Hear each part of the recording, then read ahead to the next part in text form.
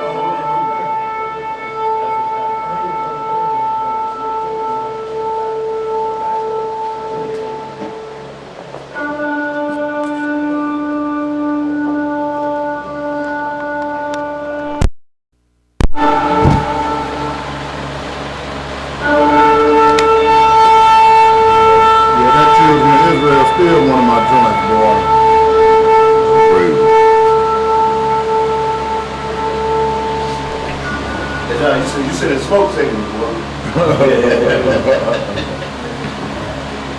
You ain't. Is it on? Yeah, we're on. Y'all forgive me. Shabbat shalom.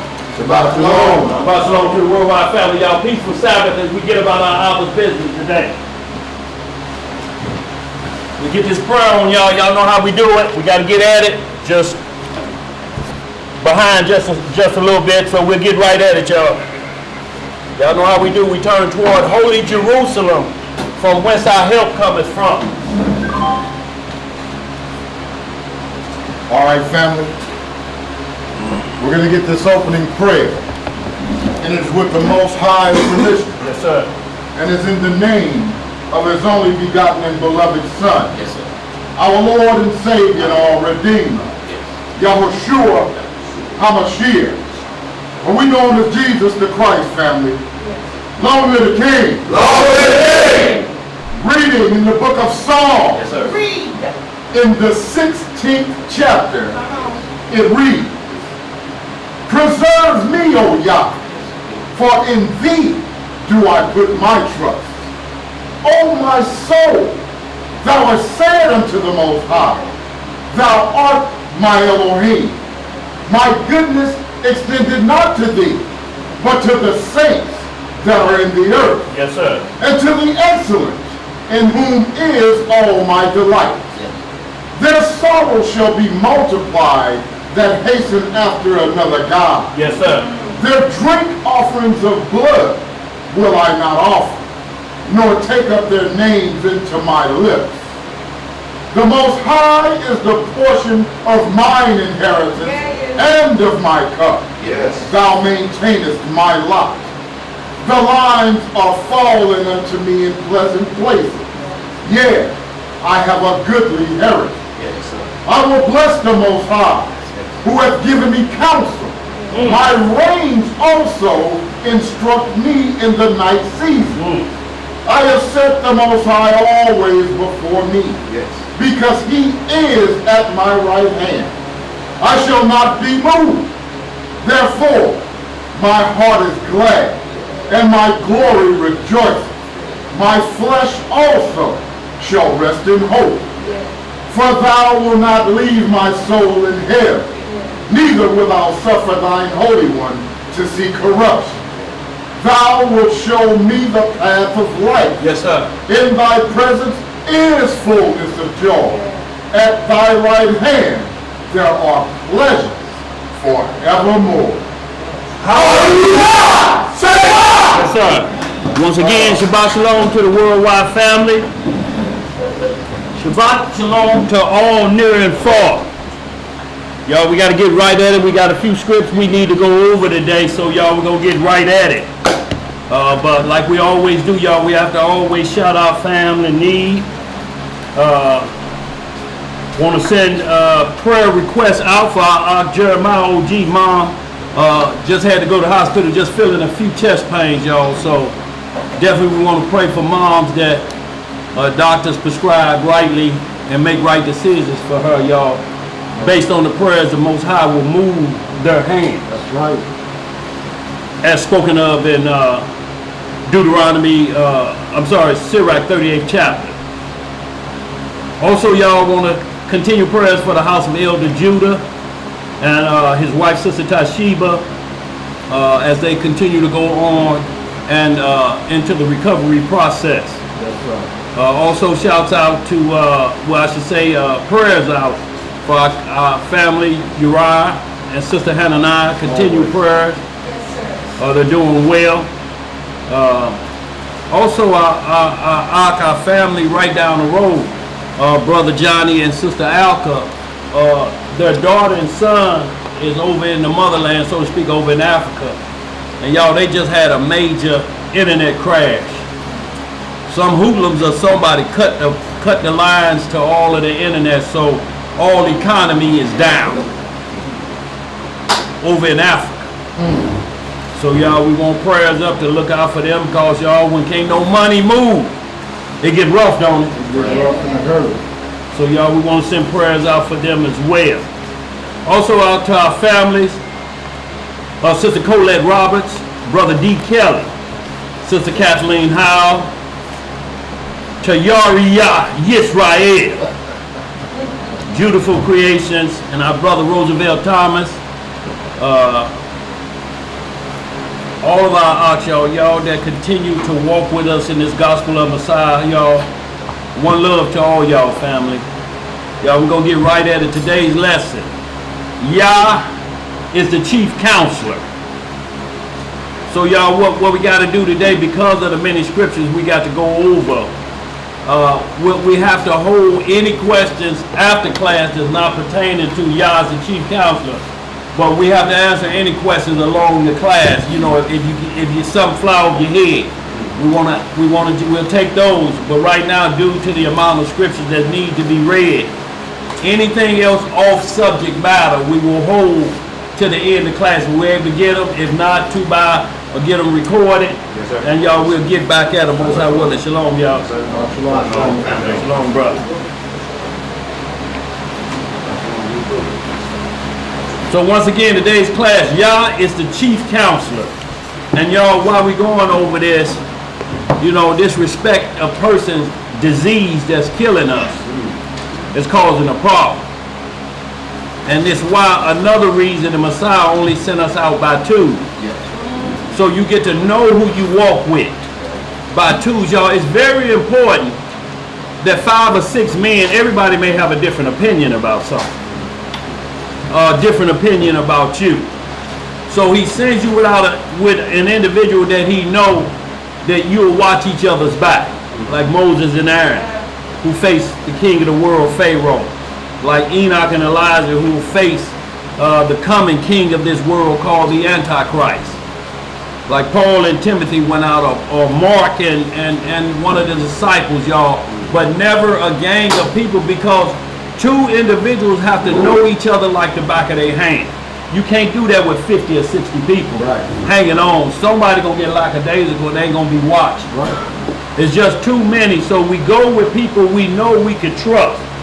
And also, rapping with Jake and was talking to his daughter, Marie had a question that was concerning Elihu in the book of Job, because in the testament of Job, it says something that the Bible don't speak of. So we said we'll touch on that as well, and we'll deal with everything concerning those areas, because some things you can see and you don't hear an end of the matter, and we find them in the lost books. Right. So again, I want to shout out OG Jeremiah for providing us with the complete 54 book Apocrypha, because it actually had the book or the testament of Job in it. Which we need for today's class, but too bad having on PDF as well. So you got to read that. I ain't bringing that. Oh, you bring it? Okay, well, I'll pass it to you. You ain't getting that.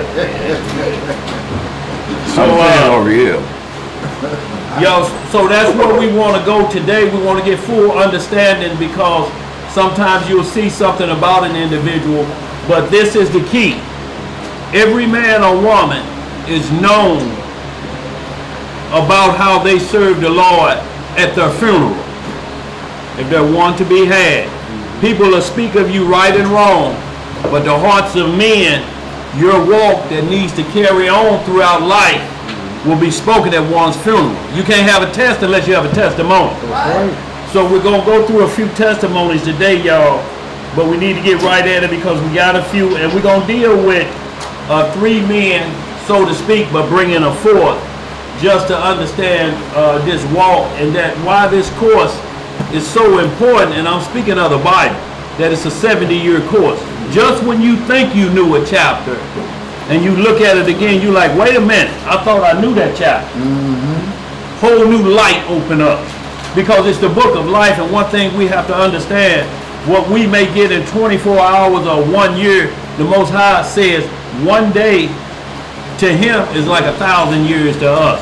So when you think you got some knowledge, you may not even have 1 day of the Most High's knowledge. You understand what we're saying? Enoch, the oldest man, lived 969 years. He didn't have 1 day of the Most High's knowledge. Just 1 day, and he's called the Ancient of Days with an S on it. Plural. All right. So how far is his wisdom and knowledge above ours? When it takes 1,000 of our 24-hour days to even just be in 1 day of his righteousness and majesty. So y'all, we're going to get right at it.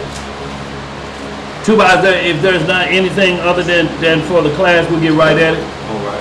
First thing you do, we have to always study to show ourselves approved. So we will hit that 2:10, 2:15, and John 15:14. We'll get some understanding, y'all. We'll move forward because what we're going to see continually, y'all, is obedience and disobedience settles the matter with anything we talking about and how the Most High deals with it. We'll see things today that people may think the Most High has forgot, but like I say, that's just 1 day to him. Like people talk about that book of Samuel where he told Saul, go up and kill everything, babies, animals, everything. But to us being here, we looking at that like, why would he doing that? But we're not looking at half or less than half of 1,000 years, 400 years ago. The people that he told to put down, they had come in disagreement with the Most High, and he say, I'm gonna get y'all. 400 years seem a long time for us, but it may be just 40 seconds to the Most High. So when we look at it like he's punishing somebody and don't look at their history or their past, he don't forget transgression. Right. That's why he say you got to constantly be in prayer. Like Job was, in case we might have sinned. Always keep it on your mind. So y'all, we're going to get right at it. That 2:10, 2:15, and then John 15:14, y'all, we'll get it going after that. All right, family, we're going to be reading in the book of 2 Timothy, chapter 2, and verse 15.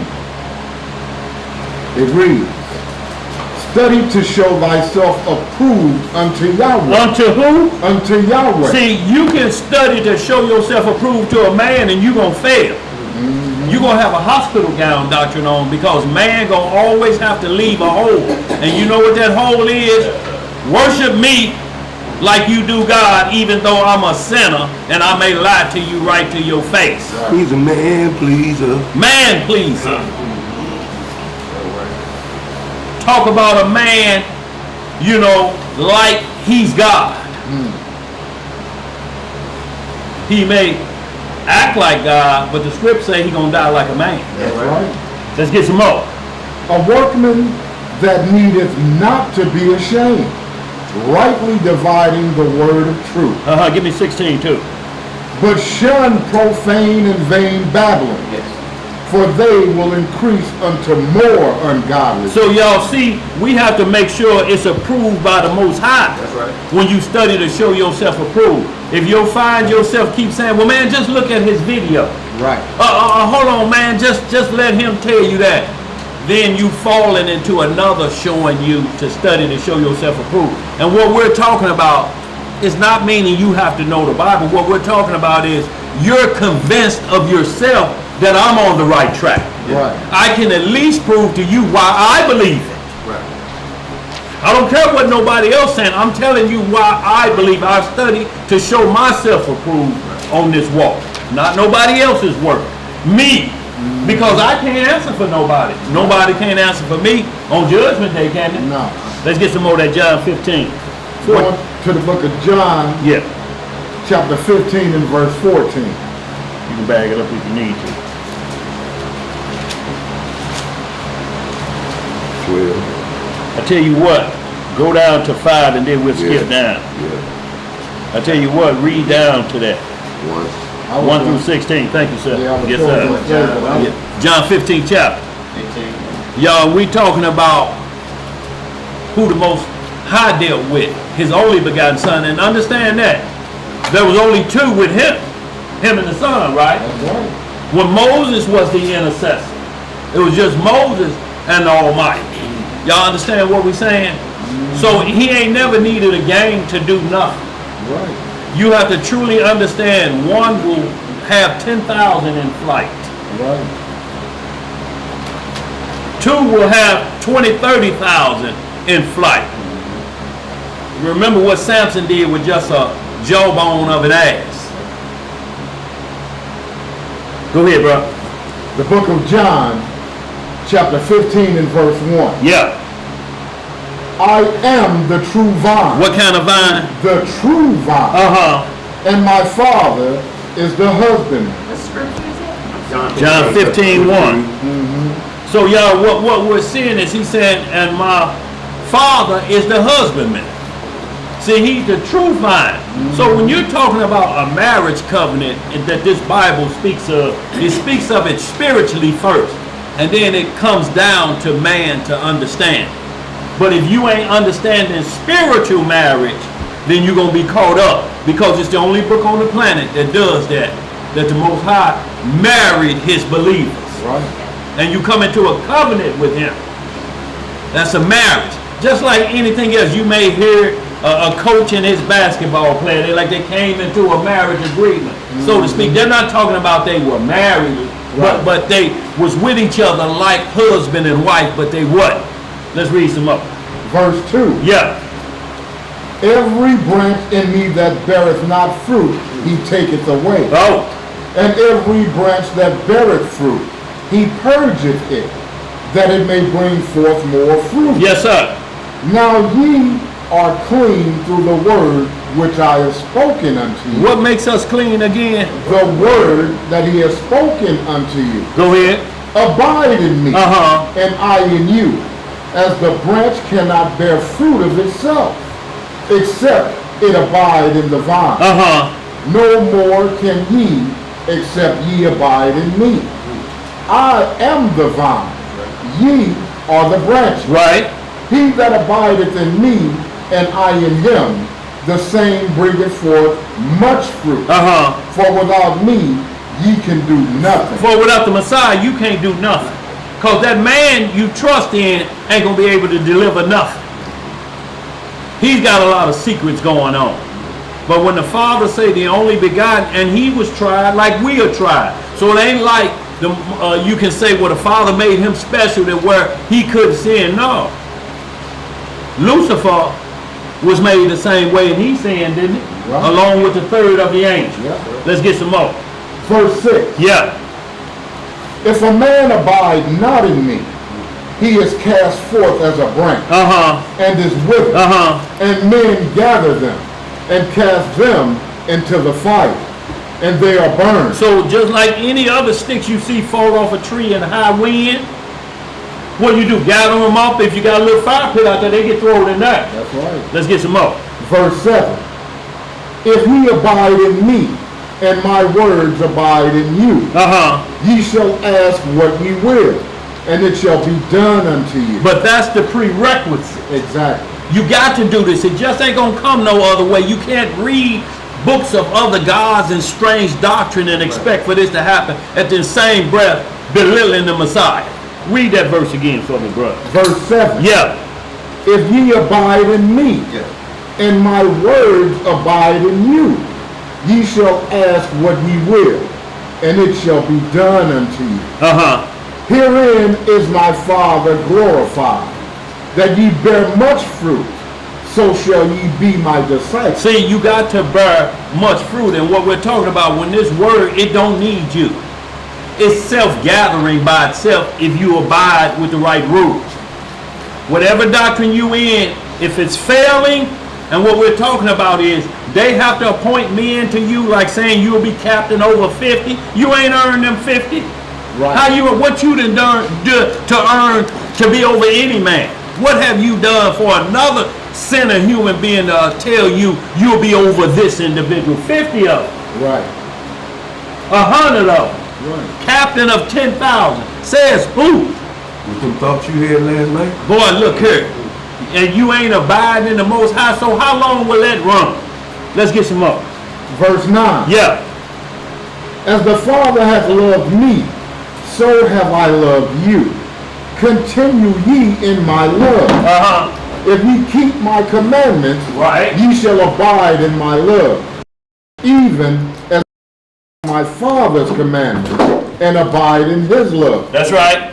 These things have I spoken unto you, that my joy might remain in you, and that your joy might be full.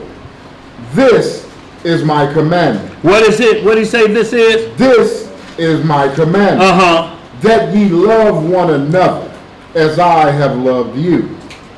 Greater love hath no man than this, that a man lay down his life for his friend. See, and when you're talking about laying down your life for your friend, we ain't just talking about somebody say you my partner and puff you up, puff your chest out. You'll know a friend because he gonna be there when ain't nobody else there. Right. There's a friend that stick it closer than a brother. So y'all, we have to understand these things. Go ahead. Verse 14. Yeah. Ye are my friends, if ye do whatsoever I command you. Please read that again. Ye are my friends, if ye do whatsoever I command you. Henceforth I call you not servants, for the servant knoweth not what his Lord doeth. But I have called you friends. For all things that I have heard of my Father, I have made known unto you. See, the Messiah don't keep nothing back from us. So why would you worship a man that have you worshiping in secret, or look at him like, well, I can't tell you that because see, you ain't up on the ladder high enough. Right. Yeah, And the Messiah telling us what we need to understand, keys to eternity. Yeah. I'm trying to be friends with God. Boy, look here. Let's get it. Verse 16. Yeah. Ye have not chosen me, but I have chosen you, and ordained you, that ye should go and bring forth fruit, and that your fruit should remain, that whatsoever ye shall ask of the Father in my name, he may give it you. These things I command you, that ye love one another. See, and y'all, and that's what we have to do, y'all. We have to continue what we're talking about, the body that's on the same wavelength of thought process. Right. That can only be your brother. Or the devil, you would have to allow him to be your brother as well. If you take anything other than what these words are saying, who then can you put off the list that can't be your brother when you won't accept these commandments? Anybody can be your brother under false unity or brunity type doctrine. Any brother can be your friend. The devil can be your friend. So he said. When they have these type of groups and different things, notice they won't even talk about the devil. They scared of the devil. Let's finish this out. Go ahead, bro. Verse 18. Yeah. If the world hate you, ye know that it hated me before it hated you. If ye were of the world, the world would love his own. But because ye are not of the world, but I have chosen you out of the world, therefore the world hateth you. And when the Messiah is saying, I chose you, every man and woman comes to this point where they say, you know, I had a good life, but I don't know who God is. Right. These riches, I can buy anything I want, but I'm still not satisfied on the inside. Why do they always say on the inside? See, you're satisfied on the outside because you can dress like you want to, you can wear what you want to, you can drive a car like you want, but the inside, is the only part I'm lacking in. I can't get my understanding like Pharaoh was, and I just can't interpret a dream. It done went from me. Who has God light inside of them that they can tell me what's going on inside of me? Go ahead, bro. Verse 20. Yeah. Remember the word that I said unto you. The servant is not greater than his master.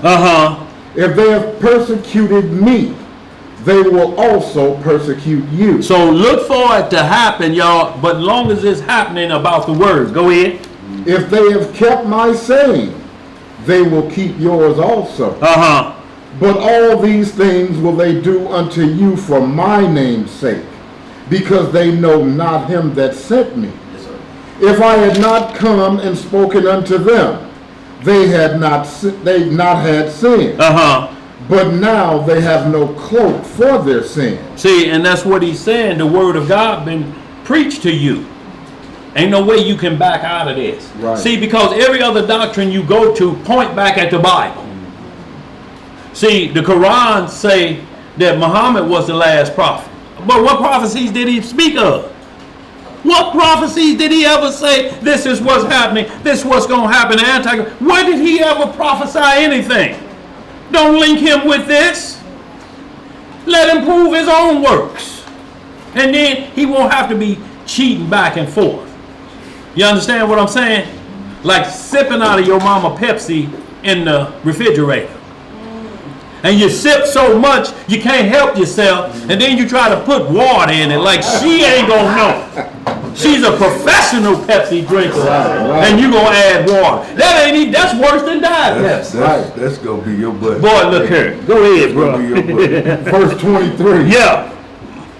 He that hateth me hateth my Father also. So you can talk that non-messianic doctrine all you want, but if you hate the Messiah, you hate the Father. There ain't no two ways about it. You can't get rid of him because the volume of the book is written of him. He was first created, and then everything created after him was by him with the authority of the Father. Yes, sir. Y'all have to understand that. He's the creator of everything. We're not calling him God. We're just saying God gave him that power, the same power he got to raise him up when he was crucified. That same power to walk on water and give his disciples those gifts and breathe on them and told them to receive the Holy Spirit.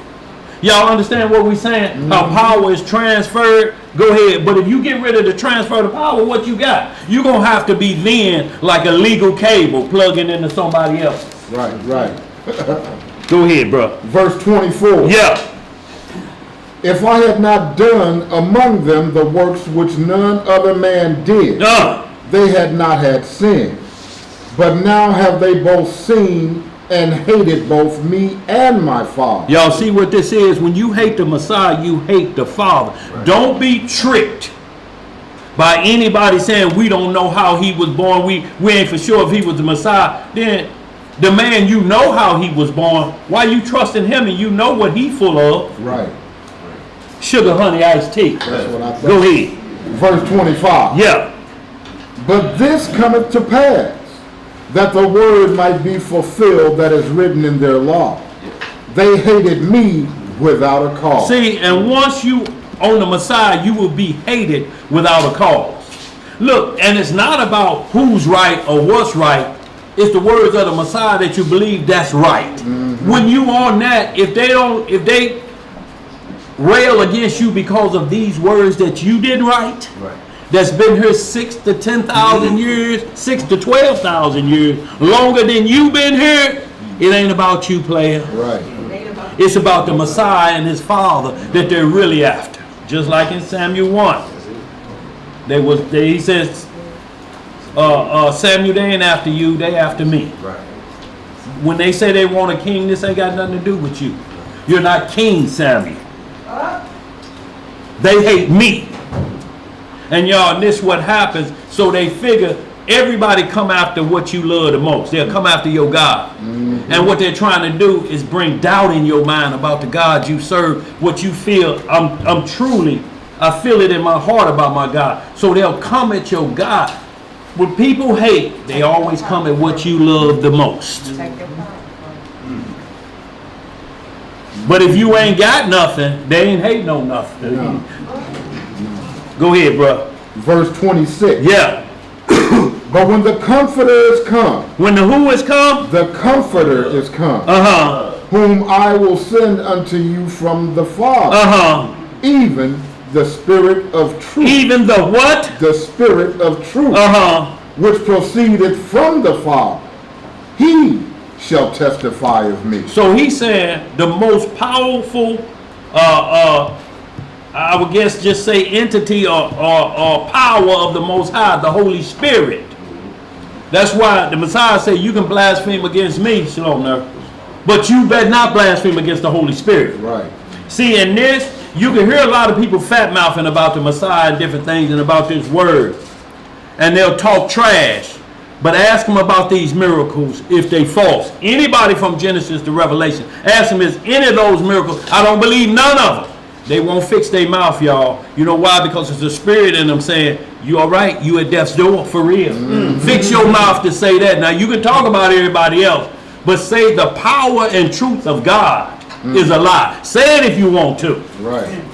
And see what happens. You know what you be doing? You be putting your hand on it like Paul was in court and pleading guilty to tampering with his wife's girlfriend, with his girlfriend's daughter, I should say, 14 years old. Right. Now you got to and look, he shot up the Bible, had an M16, put it out and talk back, say now it's holy.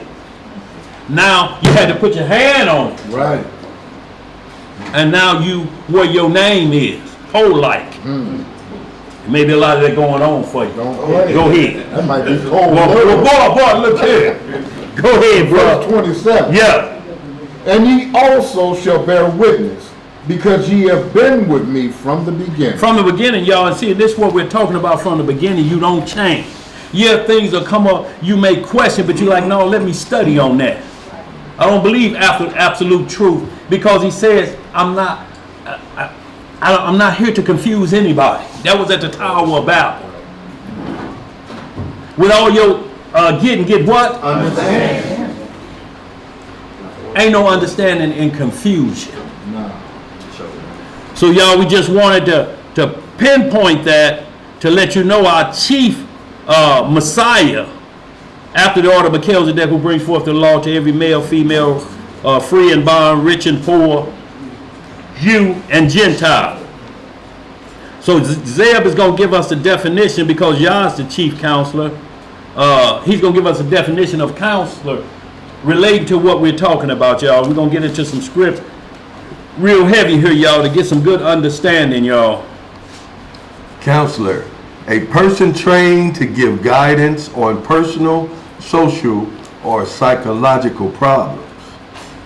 A person who has been trained to do the job of listening to people who have problems or who want to achieve something and giving them advice. See, you can only have one counselor like that, your chief counselor.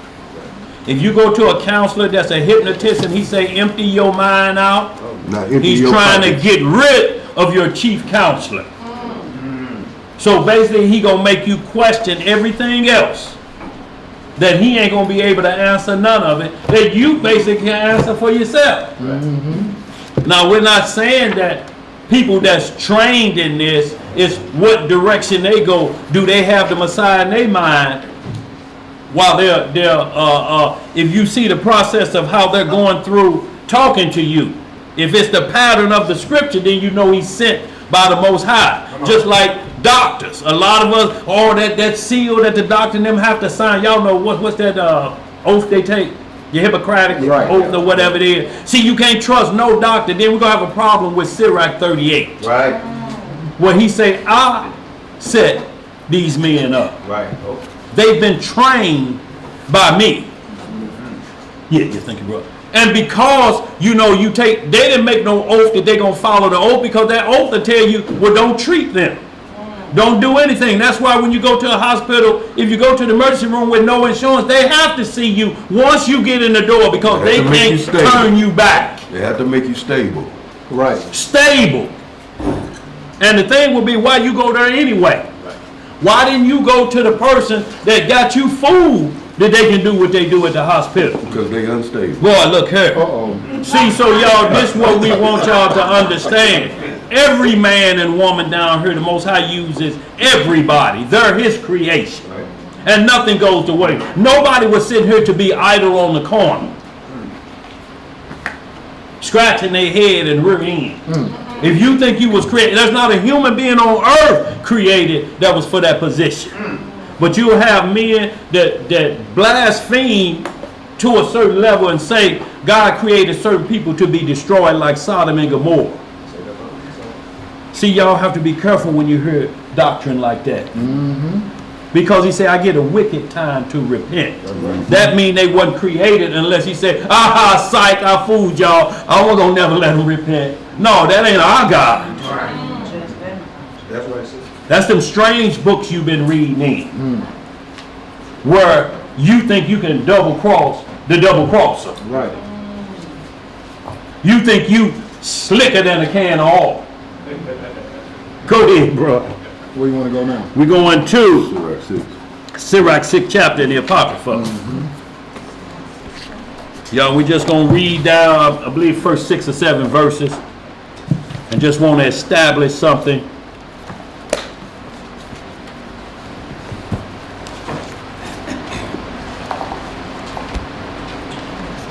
Everybody say I'm a friend when it's going good. Sirach, what's 6? 6th chapter, yes sir. Man, you talking about 6 or 7? Oh, hold on, where I'm at. Hold on. Yeah. Well, I just want to go down to, oh boy, you say it's heavyweight, huh? Yeah, this is you Heavyweight. are my friend. Okay. Is there another name for it in your book? Ecclesiasticus. Ecclesiasticus, you in the Apocrypha? It's, Yeah. yours should be, Ecclesiasticus. Page 91 should be, you got the red book. Yeah, you should be on, you on page, Well, we got the black book. Okay. We got the red one. Yeah, Ecclesiasticus. Chapter 6. Yeah, it's Verse a- 28. Oh, okay. yeah, it's the same thing as Sirach. Yeah, she is in the right spot. She was just too far ahead. That's 8. We're in the 6th chapter. 6, right? Right, whoops. Thank you. No problem. Let's get it. Ecclesiasticus or Sirach chapter 6 verse 1. Yeah. Instead of a friend, become not an enemy. Y'all see that? Instead of a friend, you ain't got to have no friends. Just don't be an enemy. Your only enemy should be the devil. You ain't got to have no friends. You ain't got to be like you could see somebody solo. They like, man, he seems like he at peace though. His counselor and his friend is the Most High. But You understand what I'm saying? But the world judge you off how many friends Friends you got, right? How many likes you got? He's a popular guy. Yeah. He's a what? Popular. Yeah. Go ahead, brother. They talking about him all the time. Literally. Instead of a friend, become not an enemy, for thereby thou shalt inherit an ill name, shame, and reproach. Even so shall a sinner that has a double tongue. What kind of tongue? A double tongue. Extol not thyself in the counsel of thine own heart. Not in your own heart. Well, I feel, man, now look, man, Lord know my heart. Yeah. That is deceitful above all things and desperately wicked. Boy, that's what the Most High say about when you say he know my heart. Yes, he does. He know you better than your mama and daddy do. Y'all understand? See, just like when you come into this walk and you've changed your life and you try to inform them, they'll say, boy, don't you know I know you? I birthed you. Well, mama, I do understand that. And I respect the 5th commandment. But this is greater than you, mama. Because it was before you and your mom. Right. And her mom. And her mom. Ain't gonna be here after. And after that, let's get some up. Yes, sir. They always say, I remember when. Yeah. Right. See, they always go back to the past. To your past. Yeah. And if we did that, who could stand up to this? Nobody. See, the whole key though is they say, I remember. That's the best thing they could say. It ain't like, well, 10 minutes ago, you talking this noise and you had your hand in the cookie jar. Let's get some more. Extol not thyself in the counsel of thine own heart, that thy soul be not torn in pieces, as a bull straying alone. Thou shalt eat up thy leaves, and lose thy fruit, and leave thyself as a dry tree. See, and notice when we started out in that John 15, we were talking about the branches. See, this gonna leave you as a dry fruit when you ain't on this path. Everybody will leave. You'll be found by yourself wandering around as a dry tree, trying to gain followers again. But no, the tree is dry. Right. It's like a tree with a dead branch on it. You hoping that branch is still alive. It only got 2 leaves on it. And they brown. Yeah, and you dare put a rope up there to build a swing for your short leggers. You like, maybe it still got a little strength left. Okay. Go ahead, bro. Verse 4. Yeah. A wicked soul shall destroy him that hath it, and shall make him to be laughed to scorn of his enemy. Sweet language will multiply friends, and a fair-speaking tongue will increase kind greeting. Yes, sir. Be in peace with many. Nevertheless, have but one counselor of 1,000. If thou wouldest get a friend, prove him first. Do what? Prove him first. Uh-huh. And be not hasty to credit him. See, we got an ark down there in Fort Lauderdale, Florida, King Josiah. Hey. He let us know. He like, look, bro, I understand, and I feel y'all what y'all doing, but when the Most High move things in place, you gotta get ready for it and understand it, or pray for Judas Iscariot. You understand what I'm saying? Because he was in the 12 of the counselors, if y'all understand. Do we give him a pass though whenever gets in his heart and turns the other way? See, we have to know who the friends are, because the Messiah said he was my own familiar friend. Not that I just met him when I was picking out the disciples, but the Messiah knew Judas. They went to grade school together. Right. See, it's familiar. I know you from way back. I at least remember, yeah, you went to such and such. Yeah, a familiar friend has lifted up his heel. Right. Let's get some more. Verse 8. Yeah. For some man is a friend for his own occasion, and will not abide in the day of thy trouble. Boy, look here, get in some trouble. And what we're talking about, it could be righteous trouble. They ain't always bad. Man, they got me saying I did something. Well, man, I told you if you kept preaching that Bible, they was going to get you. Well, I thought you was my friend, clicker. You call back, hey, man, did anything happen? Man, there's something wrong with this phone, clicker.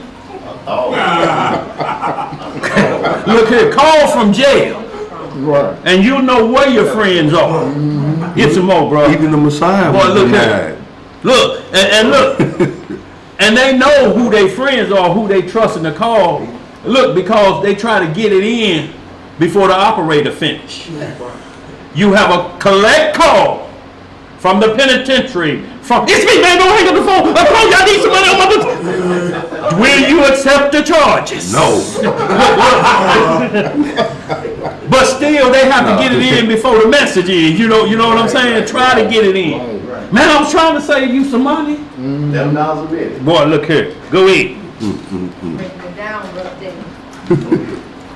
Verse 9. Yeah. And there is a friend who being turned into enmity and strife will discover thy reproach. See, turn into enemy and strife. See, and this what I'm saying is, true friends, they don't argue with one another. It's like Paul was saying, why do you go law to law with each other? Right. Friends don't go law to law with each other. I'm going to prove you wrong, you prove me wrong. Where are we going to end up at? Wrong. Wrong. Absolutely, bro. Absolutely. So, y'all, we have to understand that when he's giving us all these instructions of somebody you see and you trust with you every day, because you ain't seen the Father. No man have seen the Father. You seen his representative on earth, but we ain't. We ain't seen nary a miracle, but we believe. Because it's written, and it's stood, and it's standing the test of time. Ain't never been revised. Everybody's still chasing behind it, trying to put it down, trying to make you an enemy of the word of God. Let's get some more. Verse 10. Yeah. Again, some friend is a companion at the table, and will not continue in the day of thy affliction.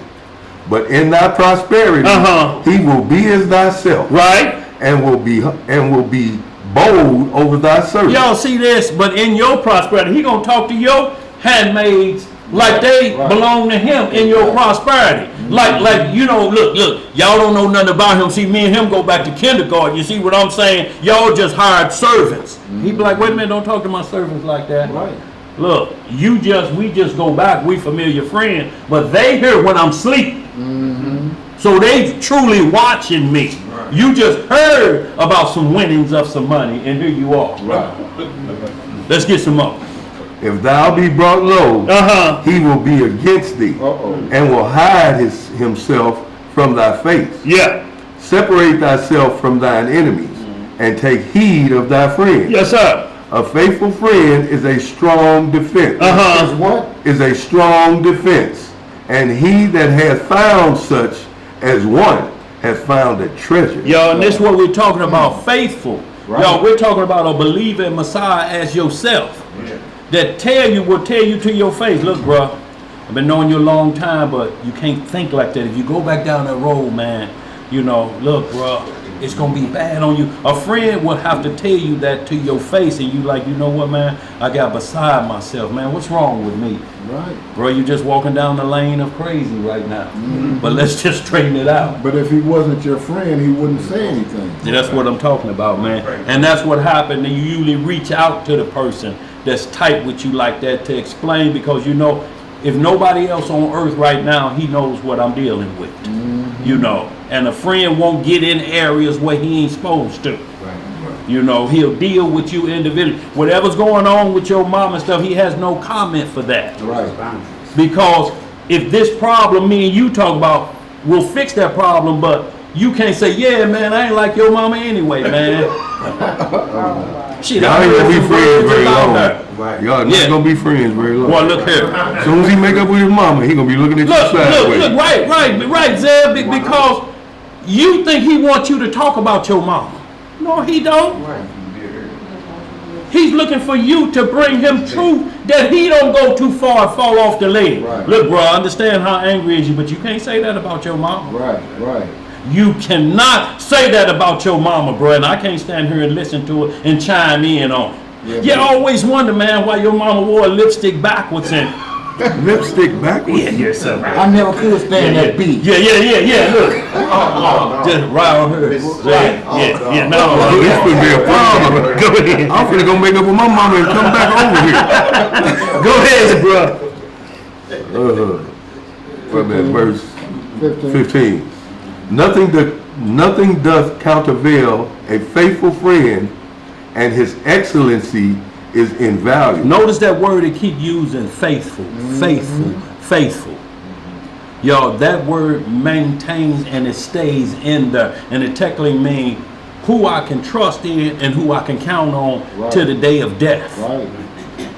And the reason I can trust him, because I'll never put him in position of a day of death for himself and know what his family is like. I'm not going to call you at 3 in the morning and know you there and you got children now about some beef I started. No, man, see, nigga gonna cut me off. And then now he talking noise and some more of his people done pulled up here, man. You know, I was gonna give him the right of way. And you thinking to yourself, why ain't you driving home? You done pulled over, you finna fight about cut off. Did anybody get hit? No, he almost hit me, dog. But, you know, I got this new truck with these anti-brake systems on it. It was able to stop for me. Yeah, you know. Brake on home. Yeah, absolutely. But they got cars now. These cars right here, they'll step on the brakes for you. Right. Let's get some more. Verse 16. A faithful friend is the medicine of life. What is they? The medicine of life. And they that fear the Lord shall find him. Whoso fears the Most High shall direct his friendship aright. For as he is, so shall his neighbor be also. So, and this is what we're talking about, like you are your neighbor. This is where it comes in, birds of a feather flock together. Right. If your friend is no good, guess what you gonna be? No good. See, and this is what we're talking about. You want to finish that? I'll tell you what, let's just hit Sirach 37. We'll hold it. Y'all read the rest of that in your own time. We just want to get it down to the faithful part. And if any of y'all have any understanding about faith, Hebrews 11 chapter will tell you. Yes, sir. It'll break off faith, that you'll get a clear understanding, and you have to say, this is my friend. Some of us have friends that may not be in the walk, but they're your friend because they know you in the walk. Right. And guess what happened? If something happened, guess who gonna call? They gonna call? They will call you, even though they may, and you may seem like they may go to church or something, they may do something else, but they're listening to you, but still trying to get over that hurdle of being in the worldly system. Yeah. But they know who to call because guess what? They preacher won't let them call. Sister, see, have you made an appointment? It's 9:45. The news is about to come on. Check my itinerary. Yeah, check my antenna. Well, what did it say, Jeremiah? Check my itinerary. To see if I can rap with you. And that just happened to me. You ain't gave it. You haven't put in the donation plate. Boy, look here. And you won't answer? Call back Yeah. after you've mended your ways. Boy. Do chapter 37, Sirach the same, Sirach 1 through 10. And y'all, we always get back down to Counselor, y'all.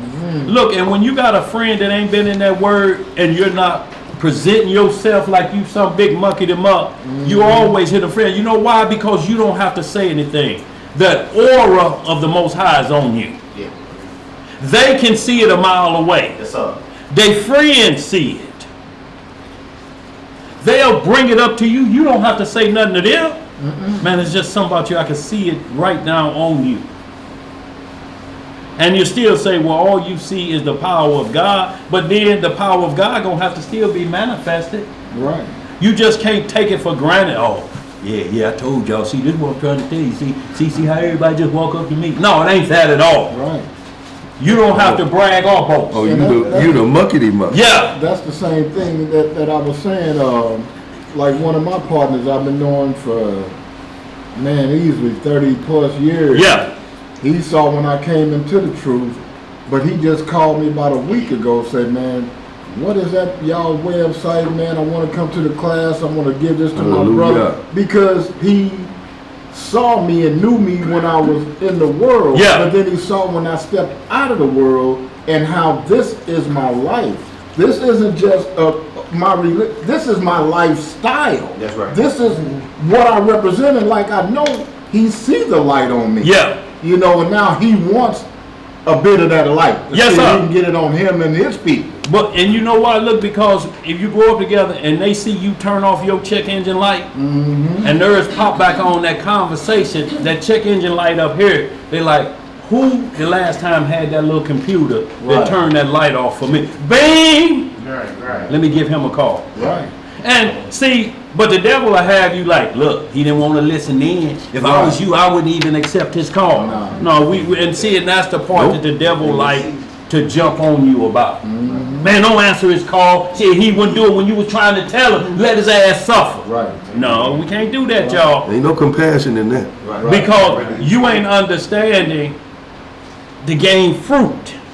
At this point, you've already gained that fruit. Why would you bite off of it and throw it away then? If he's coming back to you in that hour of need, you already had gained that fruit. That fruit just sat out on the shelf too long.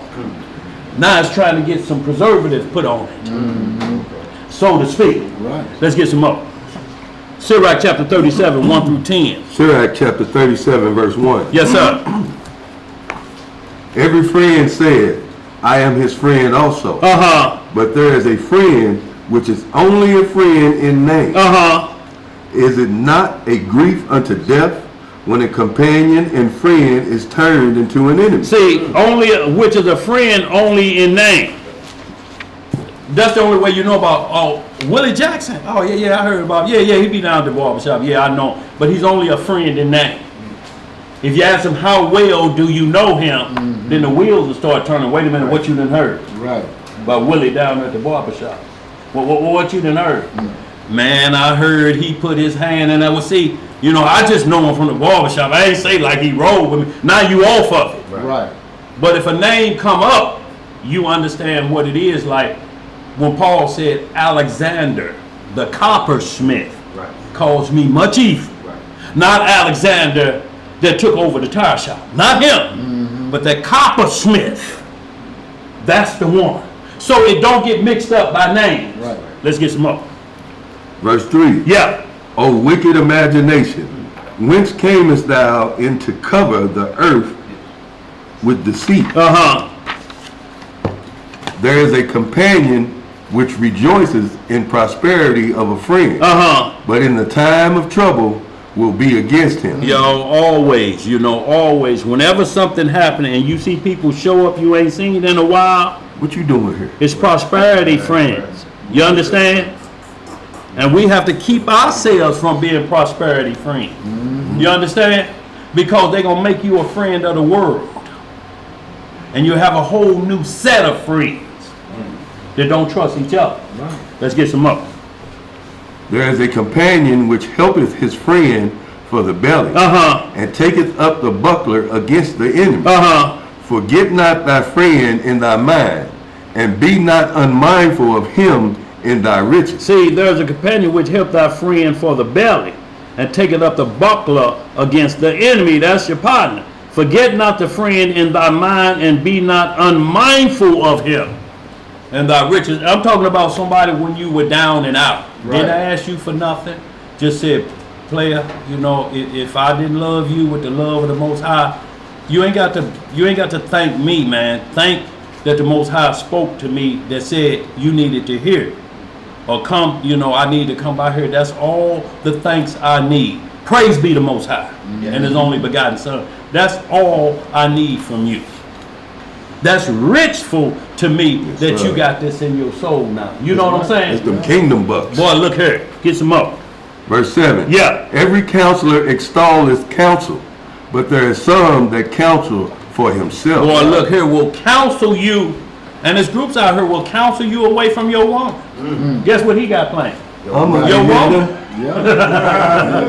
Look here, man. If I was you too, what I would do with her is slap across the face 3 times and make her walk barefooted from your house. To mine. If it was me, man. To mine. See, that's why you have to be careful of what you let know what's going on in the house other than what you're able or be ready for to become public. See, you have to, and that's why we talk about the marriage bed is undefiled. You have to keep it that way, and what it means is vile affection. And how you know, because there ain't no table for you to look and go down like this. What you have to know and how you will know is the threats that will happen about what happens in that room if y'all decide to break up. Well, I'm going to tell everybody, even your mama, I'll tell them you like to. But why is it only those things in that room? They ain't talking about, I'm going to tell them why you really got fired. That don't matter. I'm working again. But that room, that thought up here, Lord have mercy. I'm talking about vile affections that when both y'all wake up, the devil's sitting on the bed and say, y'all need to join somebody's church. That type of vile affection. Oh, boy. Let's get some more, bro. Verse 8. Yeah. Beware of a counselor, and know before what need he has. For he will counsel for himself. Yeah. Lest he cast the lot upon thee. See, and that's what soothsayers do, Miss Rudolphs. They counsel for themselves. Why? Because they got you doing the work for them. There's somebody name starts with a B-E. No. There's no uncle with B-E. There's a Bobby. That's B-O. But see, in the Hebrew, that O is really an E. So you're absolutely right. It's Bobby. It's his lying ass that's causing you trouble. But you didn't help him with that. You understand? And then you're going to pay him. Right. And you counsel them. Let's get some more, bro. That's a banana in the tail. Boy, look here. What am I, 6? Yeah. 9. 9. And say unto thee, thy way is good. And afterward he stand on the other side to see what shall befall thee. Consult not with one that suspected thee. Yes, sir. And hide thy counsel from such as envy thee. Y'all understand this, and then y'all go on to read the rest of that and tell you to consult with witch doctors or anything else. But y'all read the rest of that. We want to just get right to the heart of the matter. So y'all, now we're going to get right into Proverbs 18th chapter. And we may skip a bit through them and 19, but we want to just get, and we want to lock this down so y'all understand when friends are for life. And we're going to get into a little bit of Job, because those were friends for life. You understand? So he thought at one point. Yeah, right. So he thought at one point. But look, a friend indeed too is one that will accept reproof. Right. Like his friend did at the end. Well, you know, and they followed the instructions. Job didn't go do the work for him. They did their own work with that sacrifice. So y'all, we want to get this understood because there's a lot of talk out here about the brotherhood. A brotherhood that extorts and holds your transgressions against you is not a brotherhood. It's a brotherhood of the devil. Right.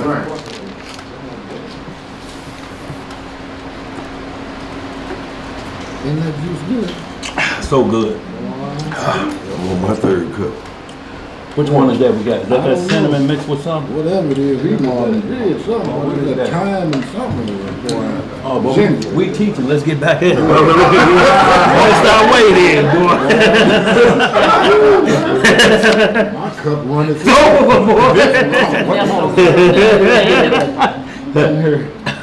Family, we're going to be reading in the book of Proverbs. In about a few seconds. Yeah, we'll get right to that. Thank you, bro. All Yes, right. sir. No, Yes, sir. It's that eat my bar of tea. Yeah. It's delectable. Yeah. Good googly movie. Let's get it. Proverbs. Yes, sir. Chapter 18 and verse 1. Uh-huh. Through desire, a man, having separated himself, seeking and intermeddleth with all wisdom. A fool hath no delight in understanding, but that his heart may discover itself. When the wicked cometh, then cometh also contempt, and with ignominy reproach. The words of a man's mouth are as deep water, and all wellspring of wisdom as a flowing brook. It is not good to accept the person of the wicked, to overthrow the righteous in judgment. A fool's lips enter in contention, and his mouth calleth for strokes. A fool's mouth is his destruction, and his lips are the snare of his soul. So that's double-minded, double-mouthed. You know, he's talking with one mouth, but he got split tongue. You talk too much. Like a snake? Yeah, like a serpent. It's saying two sides of the fence all the time. Right. Go ahead, bro. Verse 8. The words of a talebearer are as wounds, and they go down into the innermost parts of the belly. He also that is slothful in his work is brother to him that is a great waste. See, because that's what gonna end up happening. You know, you hire a slothful man for your business, guess what's gonna happen? You gonna end up doing all the work. Right. Because when you show him and he gonna mess up on purpose again, trainer, and you come over, what happened? Man, I just showed you that. I know, man, but I had some other things on my mind. Show me one more time. 2 minutes later, trainer. hands sagging. Boy, look here, come back over. If they pulled up, if he lazy, he may have them pulled up looking like I'm ready to work. Right. Just be He got us. his tool bag. He's just, I'm not really here to work. I just need to get away from that cussing out I'm getting at home about not working. Right. Go ahead, bro. What else to say? He ain't doing much, but he still want to get paid. And look, and then look, you end up doing all the work for him. Yes, sir. It's, y'all look, and this is a thing, like when we talk about the church of the Nicolaitans in Revelations 2, what happened is when you, or like what was happening with Moses, like Jeremiah, we always talk about this, when the load, one man is trying to do all the load. You got to spread this work around so the body between. But if everybody trying to be the hand, we ain't gonna have no foot. Right. If everybody trying to be the eye, you know, we ain't gonna have no nose for smelling. So it's a body, y'all, in every part from the baby toenail to the crown of your head when it starts to thin. It ain't bald yet. It's getting low. You got a hole in your throat. Uh-oh. From the bird nest, yeah, absolutely. So, Why y'all talking about? look here. So, you know, if Don't look at any part like that of saying the body don't need that part. Right. You're going to lose it, y'all. The body needs every part. The Most High just didn't waste parts. That was for mechanics like myself and a few other brothers that take out 10 screws and only 6 of them put back, and they tell you, well, you didn't need them other 4. So, that ain't what we talking about. Go ahead, bro. The book of Proverbs chapter 18 and verse 10. Yeah. The name of the Most High is a strong tower. The righteous runneth into it and is safe. That's right. The rich man's wealth is his strong city, and as an high wall in his own conceit. As a high wall in his own conceit. Because you know why? If the stock market crashed, what's happening to your money? Where is it? And then how dies the rich man? Just like the poor man, ain't it? Let's get some more. Verse 12. Yeah. Before destruction, the heart of a man is haughty, and before honor is humility. He that answereth a matter before he heareth it, it is folly and shame unto him. The spirit of a man will sustain his infirmity, but a wounded spirit who can bear? Y'all, because it's down below what you can give them as a gift. It's in here. They're troubled in here. They're troubled up here like Pharaoh was. Like when he told his magicians, what I've been paying y'all for? Y'all been sitting around here like y'all been my partner? I'm asking all of y'all that's on my payroll. Come this time tomorrow, if y'all don't tell me what I dreamed and the interpretation is, I'm killing all of y'all because y'all been getting free money. Oh, no. The Lord, who can do that? He say, if somebody can do it, it has to be. And they count, oh, man, well, what about that boy we gave that free case to in jail, Joseph? Man, well, let's see if he can do it.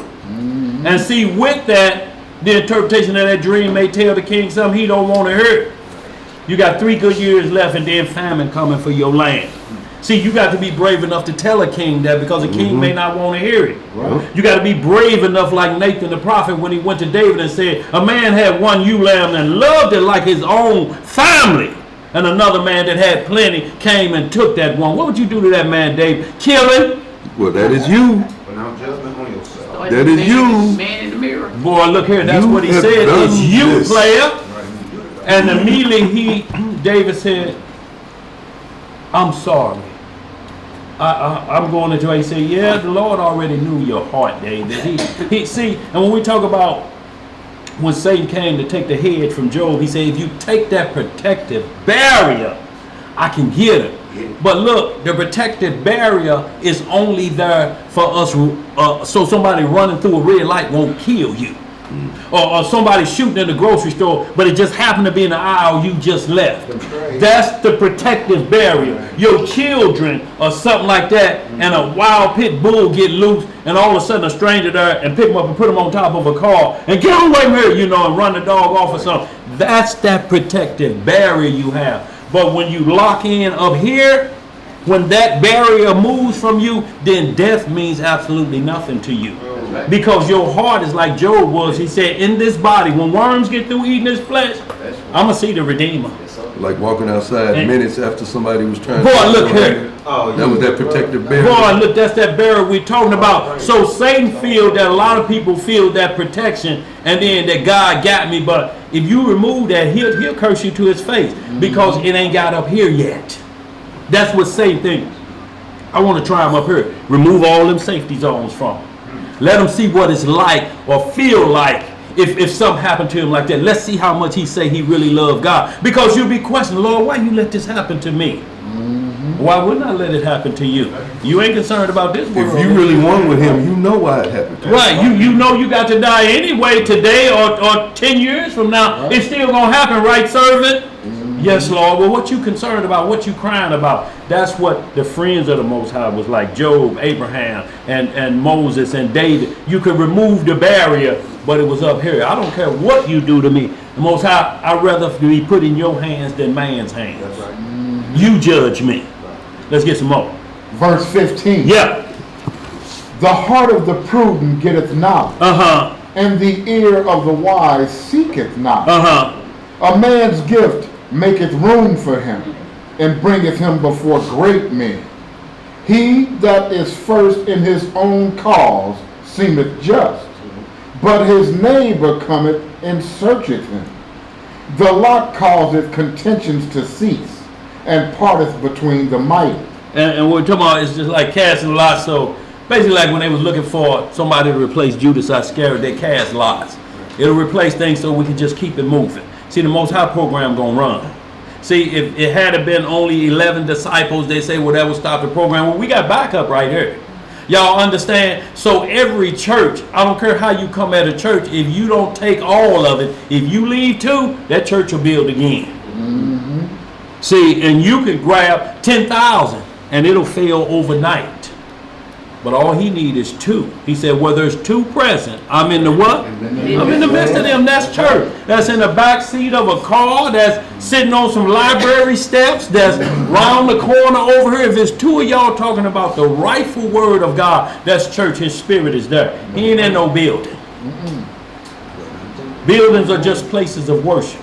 Solomon built the most fabulous temple ever existed on this earth. And he said himself, this house can't contain you. The heavens of heavens can't contain you. You're outside of the universe. Mm-hmm. So I'm never going to tell nobody, if you don't come to this house, you can't get the word of truth. Y'all understand? Right. Let's get some more. Verse 19. Yeah. A brother offended is harder to be won than a strong city. And their contentions are like the bars of a castle. A man's belly shall be satisfied with the fruit of his mouth, and with the increase of his lips shall he be filled.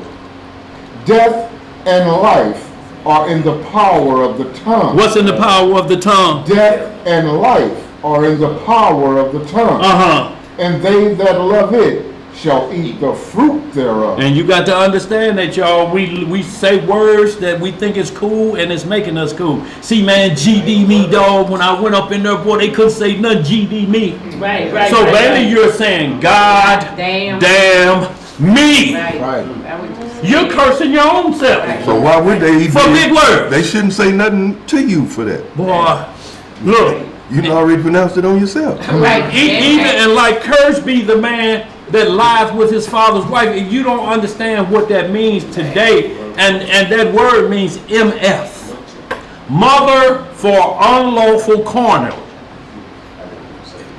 See, that's why it's always in capital letters, F-U-C-K, for unlawful carnal knowledge. You put an E-R on the end of that. Mother for unlawful carnal knowledge. That's what happened to Noah getting off the ark. That's what happened to Reuben with his little brother's mama, Bilhah. That's what happened in 1 Corinthians 5 when Paul say, we ain't seen this type of behavior nowhere. But guess what? It's the chief word of the Israelites. Bernie Mac, Samuel Jackson, Shaft is a bad.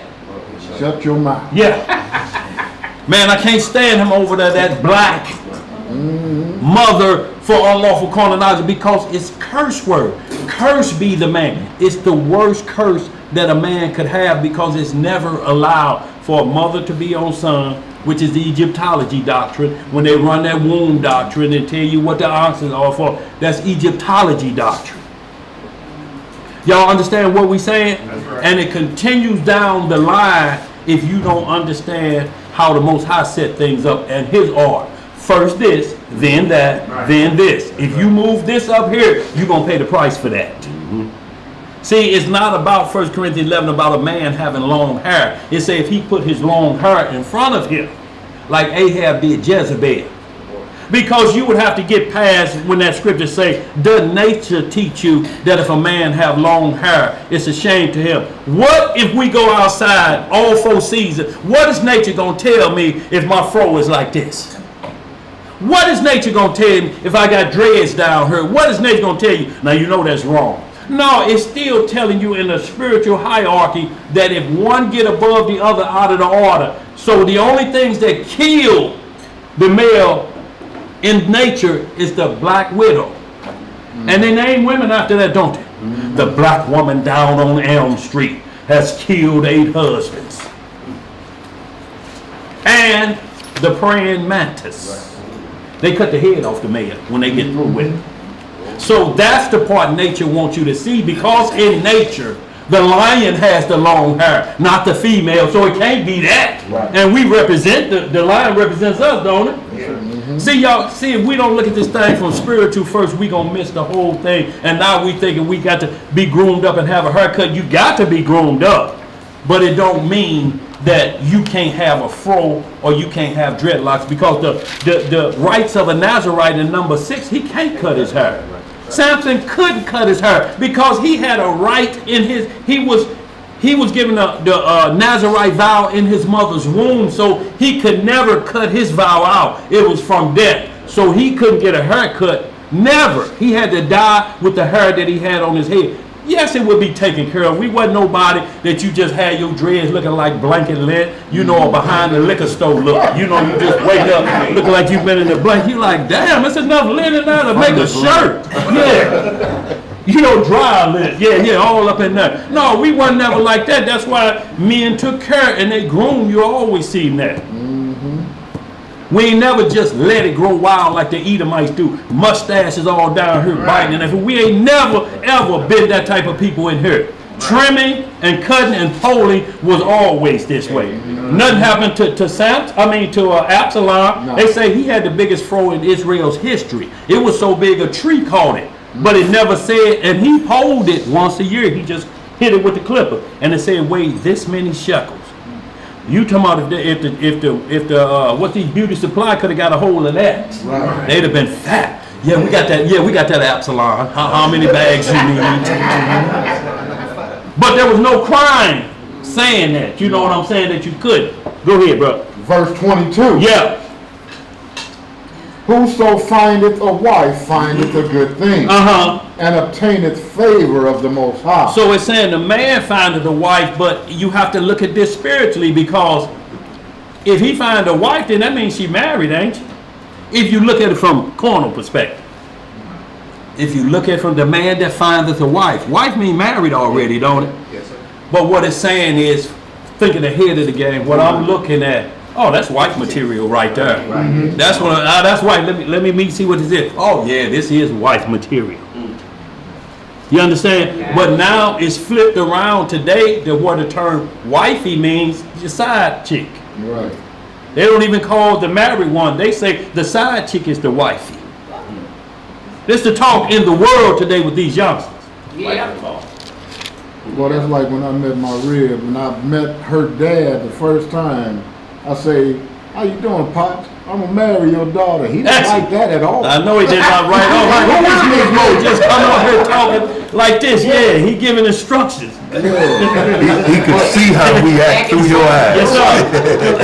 But I was telling him, these are my intentions. sir. Absolutely. You And know, you're going, see, that's why I didn't turn on a check engine. Like, yeah, it's got to be, looked at, because that's his daughter. Right. Like it's all of our daughters. Yeah. And you don't want nobody come to you. I hear it's a girl in there named Sally. Sitting out here, she was looking at me at the basketball game. And you talking to her father? Go away. Oh boy, look here, it may be trouble.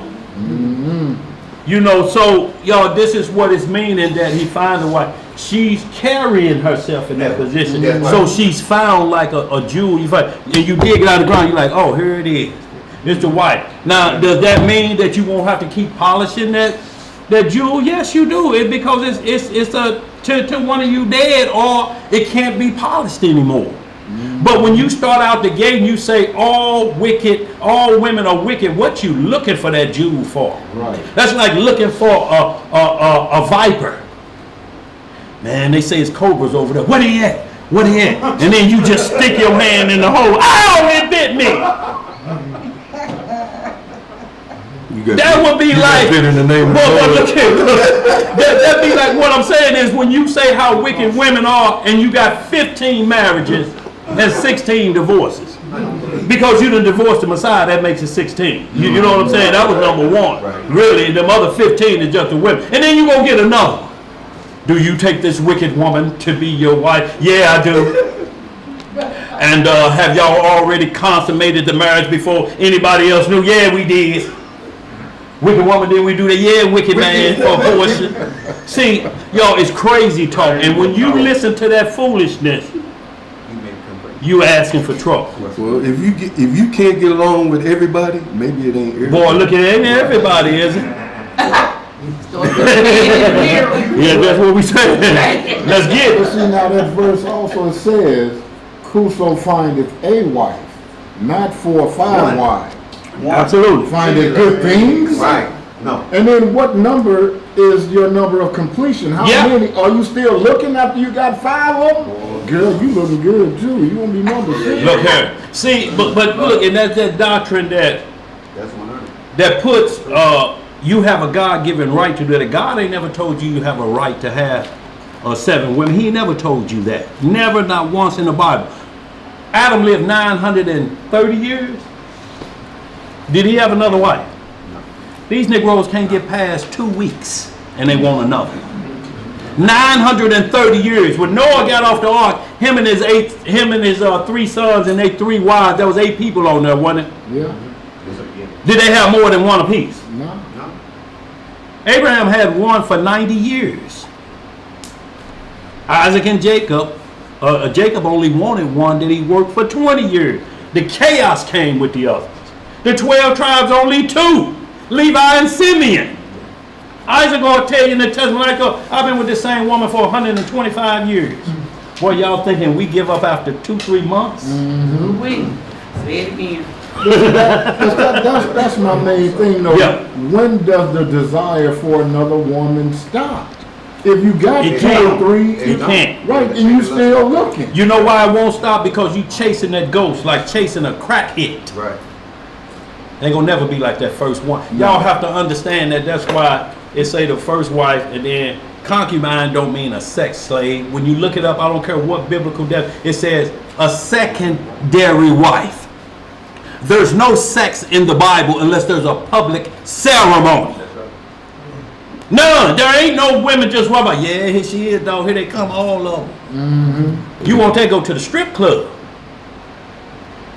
and you may find that there. Watch that desire, because lust, the definition of lust is a desire. Boy, that's what we're talking So you better about. watch It is the yourself. chief desire. So it sounds like you can have. And you know it, Are look, you and, sure you're not lusting? boy, look here, and that's how you know, because the Bible says, if a man take another wife, Right. these are the rules.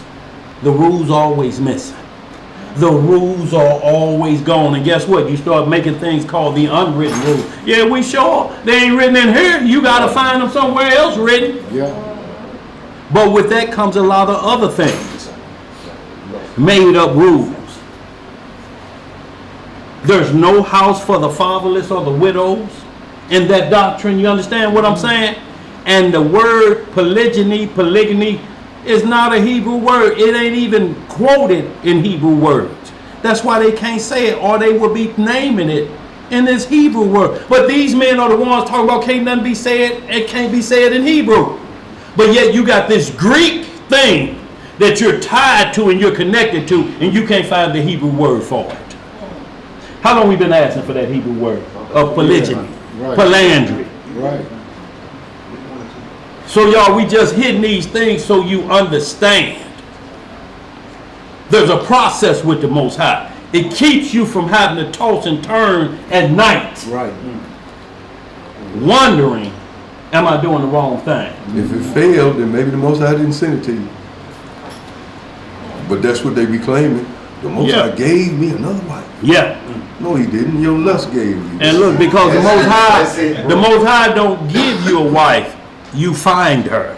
Right. And then how special does the first one feel when you go get a second one and a third one? Who's your favorite one? Do you have a favorite one? Well, see what happens It's a slippery is. slope. Well, see what happens is when you look throughout the Bible, the only time this mainly happened is when a woman was barren, Right. because it was a reproach to a woman. You mean to tell me you can't have no children? You know, Isaiah, I believe in 55, talk about a man that's a dry tree. He can't have children. You understand what I'm saying? Or at least with that woman. But Abraham had been knowing Sarah since she was 10 years old. Y'all have to understand that. So up until 90, this 80 years running, and he didn't want even crossing his mind. Yeah. Hagar had been there. Hagar had been there since Egypt. That's who gave Hagar to Abraham. Pharaoh did. You take her. She ain't never been with a man. Take her. Y'all just get out of my house because God done showed me I'm messing around in the wrong area touching on Sarah like this. He done broke my arm in 3 places. Y'all gonna take her and leave. You get on out of here. You go over there. You know, so this arm could heal. Right. You finished? Now, verse 23. The poor useth entreaty, but the rich answereth roughly. And this is no shot at it's saying the rich. It's just saying when riches make you think I can say anything or I can do anything to anybody, like Puff Daddy. Right. He think he can do anything or he can say anything because he's a billionaire. You know, when you're kidding a billionaire problem. But there's rich men that people don't even know about. That's doing things behind the scenes people don't even know. You're like, man, he got paper. Right. Man, he got big paper. Man, ain't never said, don't have to say nothing. Right. So it ain't saying all rich because Job, Abraham, Jacob, all these were rich men. But what we talking about, they had instruction from the Most High. Always hospitality, always a table for the wayward, you know, that can't find their way. Always that was there. But when it's those that don't say, get it like I got to play and quit holding your hand out. I'm not talking about a beggar. That's different from poor in the scripture. A beggar just wake up scratching and just like, can you give me? Poor will say, can I work for it?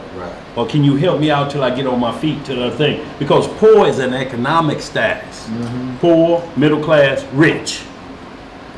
Beggar ain't on the chart.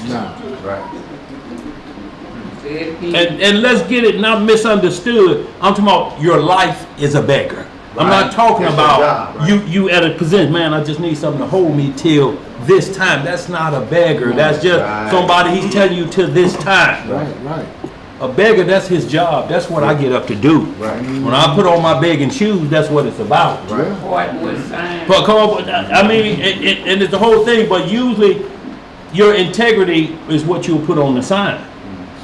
If you say we'll work for food, and you like, boy, it's your lucky day. Man, the wife say she cooking that special meal today, and I've been talking about it. Get on the back of this truck. If they don't get on the back of that truck, that's just a sign. I done seen it though. I done seen it. That's just a sign. I done seen somebody say we'll work for food. Look. I tried to give them the work. They didn't want to work. No, they don't want to work for no food. It was just a sign. Saying we'll work you For food. Yeah. Yo, let's get caught up, yo. Verse 24. Yeah. A man that hath friends must show himself friendly. And there is a friend that sticketh closer than a brother. Let us explain what that means. Give me the John 19:25 and 27. And this is when the Messiah was on his death cross, so to speak. You understand? You get that for 7, 8, 9, 10. No, you can't eat that. You broke the 10-second rule. You pick it up in time. It was 10 seconds. You could have. I was wondering what you was doing. I was wondering what you was doing. What chapter was that? John chapter 19, verse 25 and 27. You make it back it up to 24. But this is what we're talking about. A friend will be there at the death of any individual, of his friend. If y'all understand what I'm saying. And it don't mean you have to be around all the time. When you know who your friend is, if you just checking and they alive, but you ain't talked to them in 10 years, that bond is still there. When you hear from them, it's the same friend talk as if y'all had just wrapped a half hour ago. Right. We got friends in the walk we ain't never laid eyes on. Got friends in Jerusalem that was, I want to see Agdal so bad. Israel, Imar, Naomi, y'all. And they got a name for me already. I don't even know Danny Boy. You know, so, I just want Danny Boy's home. Uncle, auntie, you know what I'm saying? Right. But I'm talking about tight like that. Yes, sir. Friends down all over the country. Benny Yahoo, people like that, skinny black. Y'all don't talk big country. Y'all got them. Everybody got them. Agdal called me on the Judah phone, Biden. but I ain't never met him in person. But he didn't call me on the phone. I got it. Yeah, y'all know what we talking about. So You can't duplicate that. your friendship is not proven about how much you see them. It's where they stay in here. It's that spirit. That one spirit, one mind. Yes, sir. Exactly. And that's funny And then because we Agda see and all the Israel time. sent me a prayer shawl. Who did? Agda and Israel. Yes, sir. And from Jerusalem. And Yeah. when it came in the mail, I was like, man, I got some mail from Jerusalem. Boy. And it was just, it was special. Get your phone down here. You know? Yeah. Go ahead, Brian. Make you laugh too bad. But y'all understand what we're talking about, and it's just that from you ain't heard from somebody that enlighten you up more than somebody you've been kind of hanging out with weekly. Yes, It will sir. enlighten you like, man, why you going, man? You know, man, I got a word, man. Yes, sir. My bro doing good. I ain't talked to him in 20 years, but it's like that. And y'all laughing and talking, and you talking just like I just seen you yesterday. Exactly. That's what we talking about, y'all. Can I say something right? Go ahead, sis. You can say I something. had a lady that I met on a prayer line that I was helping people on the streets, and she would just happen to call me, ask me what I was doing. Stop what you're doing. I'm gonna pray with you right now. Get hands with this.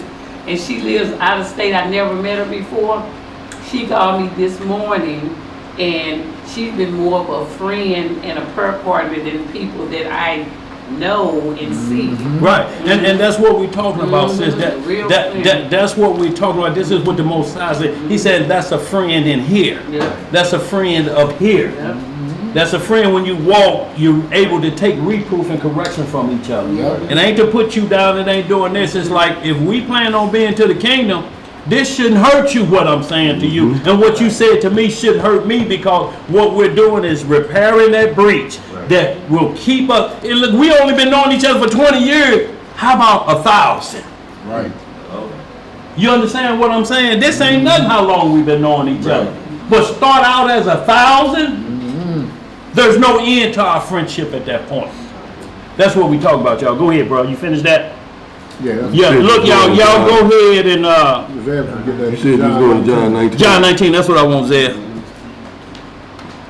John chapter 19, verse 24. And y'all see the Messiah said everything like he do. He said, I ain't did nothing I'm not asking y'all to do.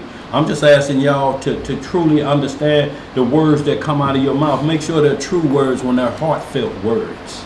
When they're words that you make a vow with what comes off of your lip. The things you say, you have to be extra careful. If you don't mean it, just say, I'm going to do the best that I can. Right. I'm going to try. You see what I'm saying? Yeah. Go ahead. John chapter 19, verse 24.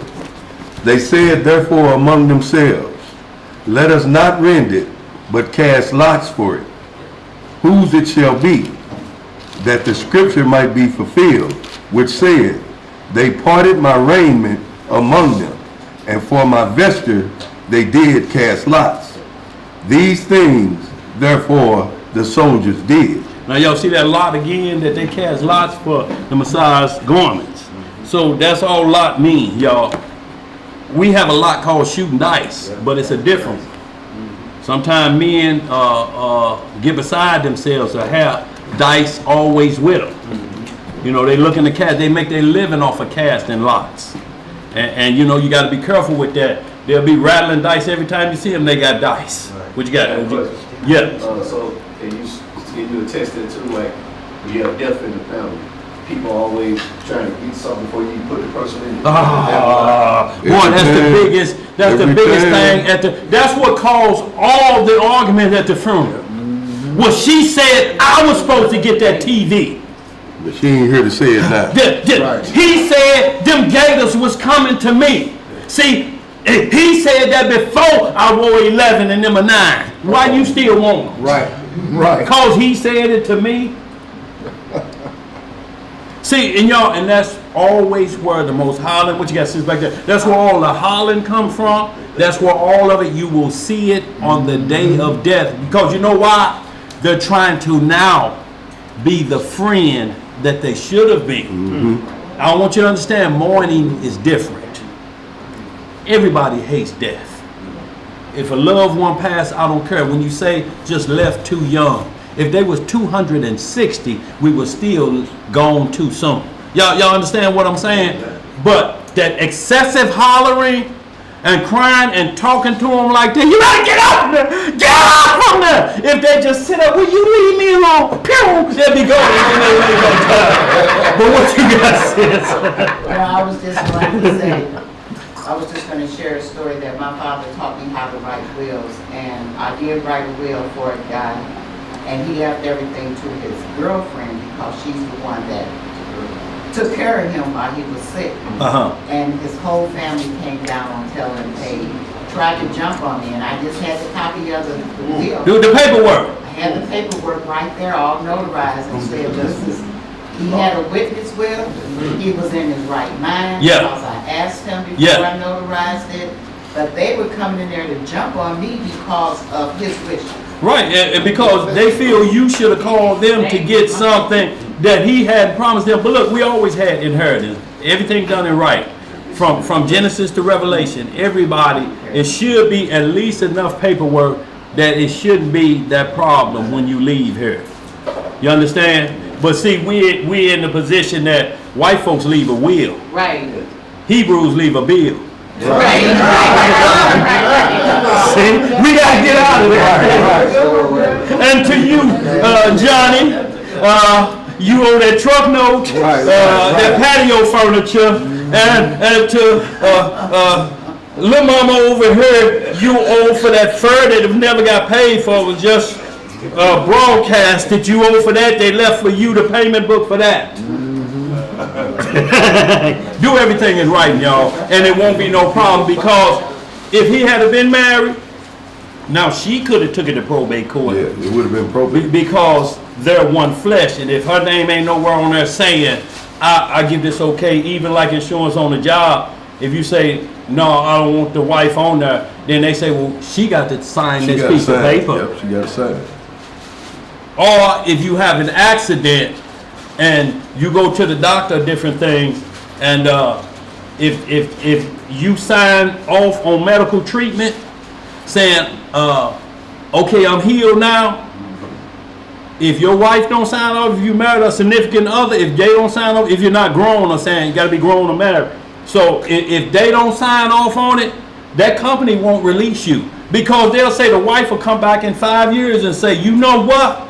I wasn't there. I tried to tell that man his foot being green when he wasn't turning into the Hulk, but he wouldn't listen to me. That was diabetes going bad, you know. Y'all told him he was okay. No, you can't.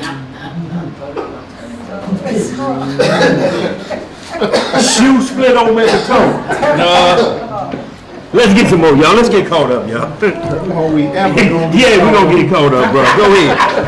I ain't stopping no more. Go ahead. Yes, sir. Verse 25. Yeah. Now there stood by the cross of Yahushua his mother. Who was there? Yahushua his mother. And his mother's sister Mary, the wife of Cleophas, and Mary Magdalene. See, and notice they at the foot of it. What are disciples at? Right. I'm talking about the men disciples. These were women disciples, but what are men disciples at his death? You understand? It was one there though, but we're going to see what was there. Let's read some more. When Yahushua therefore saw his mother and the disciples standing by him, by whom he loved, he saith unto his mother, Woman, behold thy son. Now notice he didn't mention that male disciples that was there. He mentioned 3 women, but he said it was a brother there whom he loved dearly. Go ahead, what else to say? Then said he to the disciple, Behold thy mother.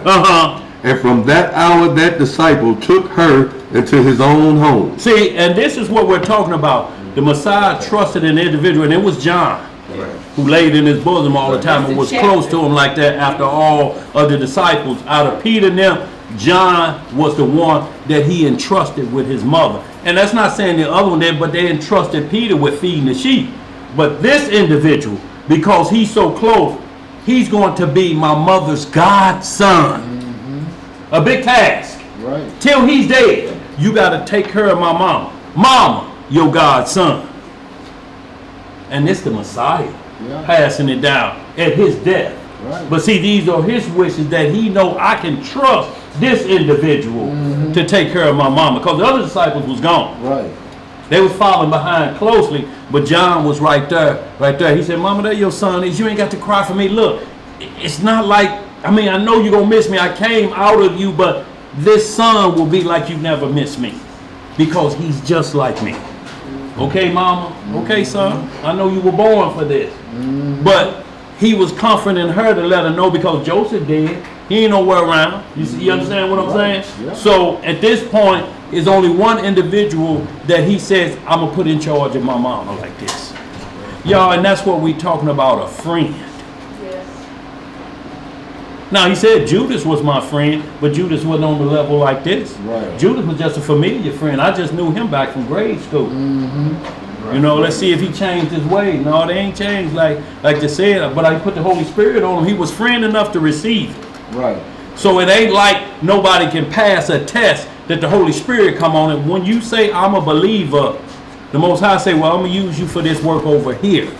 And he'll put a spirit on you. At that point, the devil can come and try to take that spirit from you. It's like singers. Why do they always come to the church to get them to sing sin? Because they know that's where the best singers are. And even though, like I'm saying, church doctrine, I'm talking about what comes out of here when they're singing.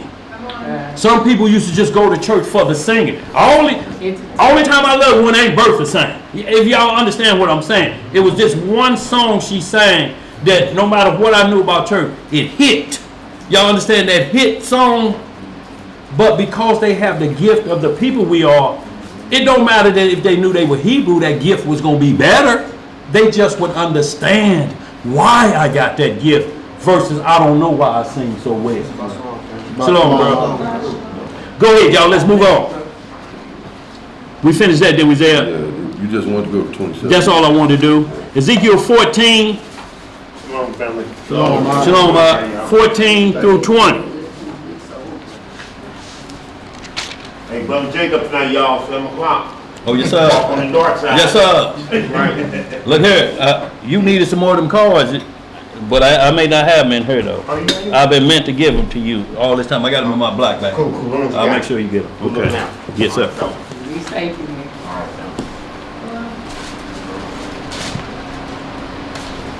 You got it there? It's still on. Ezekiel 14, verse 14 through 20. And now we're going to get to the point that where we truly have to understand these things. When you know every tub got to sit on his own bottom. Yes, sir. At that point, that means that if you love your neighbor as yourself, and you know he gonna be judged by himself, then you got to be careful what goes or how you gonna conversate. You can't be a friend with nobody that's a top buddy or general with the devil. Right.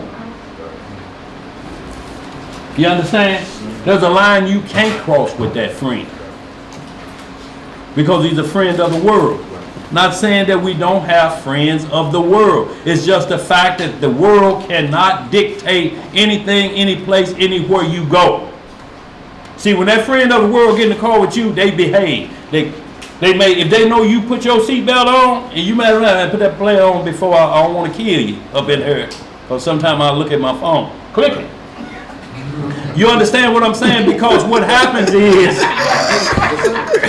you have to let them know because it's what they already know. Because when you get pulled over, I'm getting out the car. if you a driver, Right. you know the rules because they give you the rules before they give you your license. If you didn't think it was a good law or something you're supposed to do, why when them lights get on you all of a sudden, is them lights for me? And you slide on. Ain't nobody told you to slide on. You don't even know if that's what he's stopping you for. Right. But what you're trying to do is look for where's my arrow. Right. If he already pulling you over for that, it's too late. They used to make vehicles that the vehicle wouldn't start if you didn't have your seatbelt. Yeah, well they had to stop that because it was trapping a few people. You know, when it just come across you and click. They don't want it like that. They want you to be. Only let them trap them before they get on the road. Well, see, what we talk about, sis, is if they have to force you to do the law, then it ain't obedience. Right. So they had to get to the point that where we'll fine you if you don't do it. And it's not like they're telling you how to drive. They just telling you, if you have an accident and you're not strapped in, you're coming through the windshield. There ain't, I don't care what type of skills you got. I don't care if you've been driving since you was 9. If you hit something head on, you're going through the windshield. Look, that ain't hard, is it? Hold it down over there, sis. Go ahead. You understand what I'm saying? So when they say click it a ticket, that just means for your sake. It ain't for nothing else. If a car spins like this, you will be stuck on the windshield spinning just like this. All up under it. Let's get some more, y'all. Ezekiel 14 and 20. Ezekiel chapter 14, verse 14. Yes, sir. Though these 3 men, Noah, Daniel, and Job, were in it, they should deliver but their own souls. Who can they only deliver? Their own souls by their righteousness. By their what? Righteousness. Y'all see what that says, y'all? And it's talking to the top men. They like, look, they gonna be examined. This is why we can't have respect of persons. It'll be their righteousness. You understand what I'm saying? The vouching from the Messiah will only be that their name is in his book. He's vouched for them there, but they still have to be searched. It won't be like the Messiah say, yeah, come on in. Yeah, he go, you right there. You right there, stop right there. No, you come on in. Come on around. No, everybody, that's what Judgment Day is. I see your name, servant. Come on in, my friend. But you have to be on the guest list. Ain't no hookups. And this is what it said. Ain't no hookup. You can't get a hookup saying, I want to be like Job. Nope. You can ask for the spirit of Job, but you can't be just like Job. You don't want what Job went through. Yes. Let's get some more. And we're going to get into that. They should deliver but their own souls by their righteousness, says the Most High Yahweh. If I cause noisome beasts to pass through the land, and they spoil it, so that it be desolate, that no man may pass through because of the beast. Though these 3 men were in it, as I live, says the Most High Yahweh, they shall deliver neither sons nor daughters. They only shall be delivered, but the land shall be desolate. Or if I bring a sword upon the land, and say, sword, go through the land, so that I cut off man and beast from it.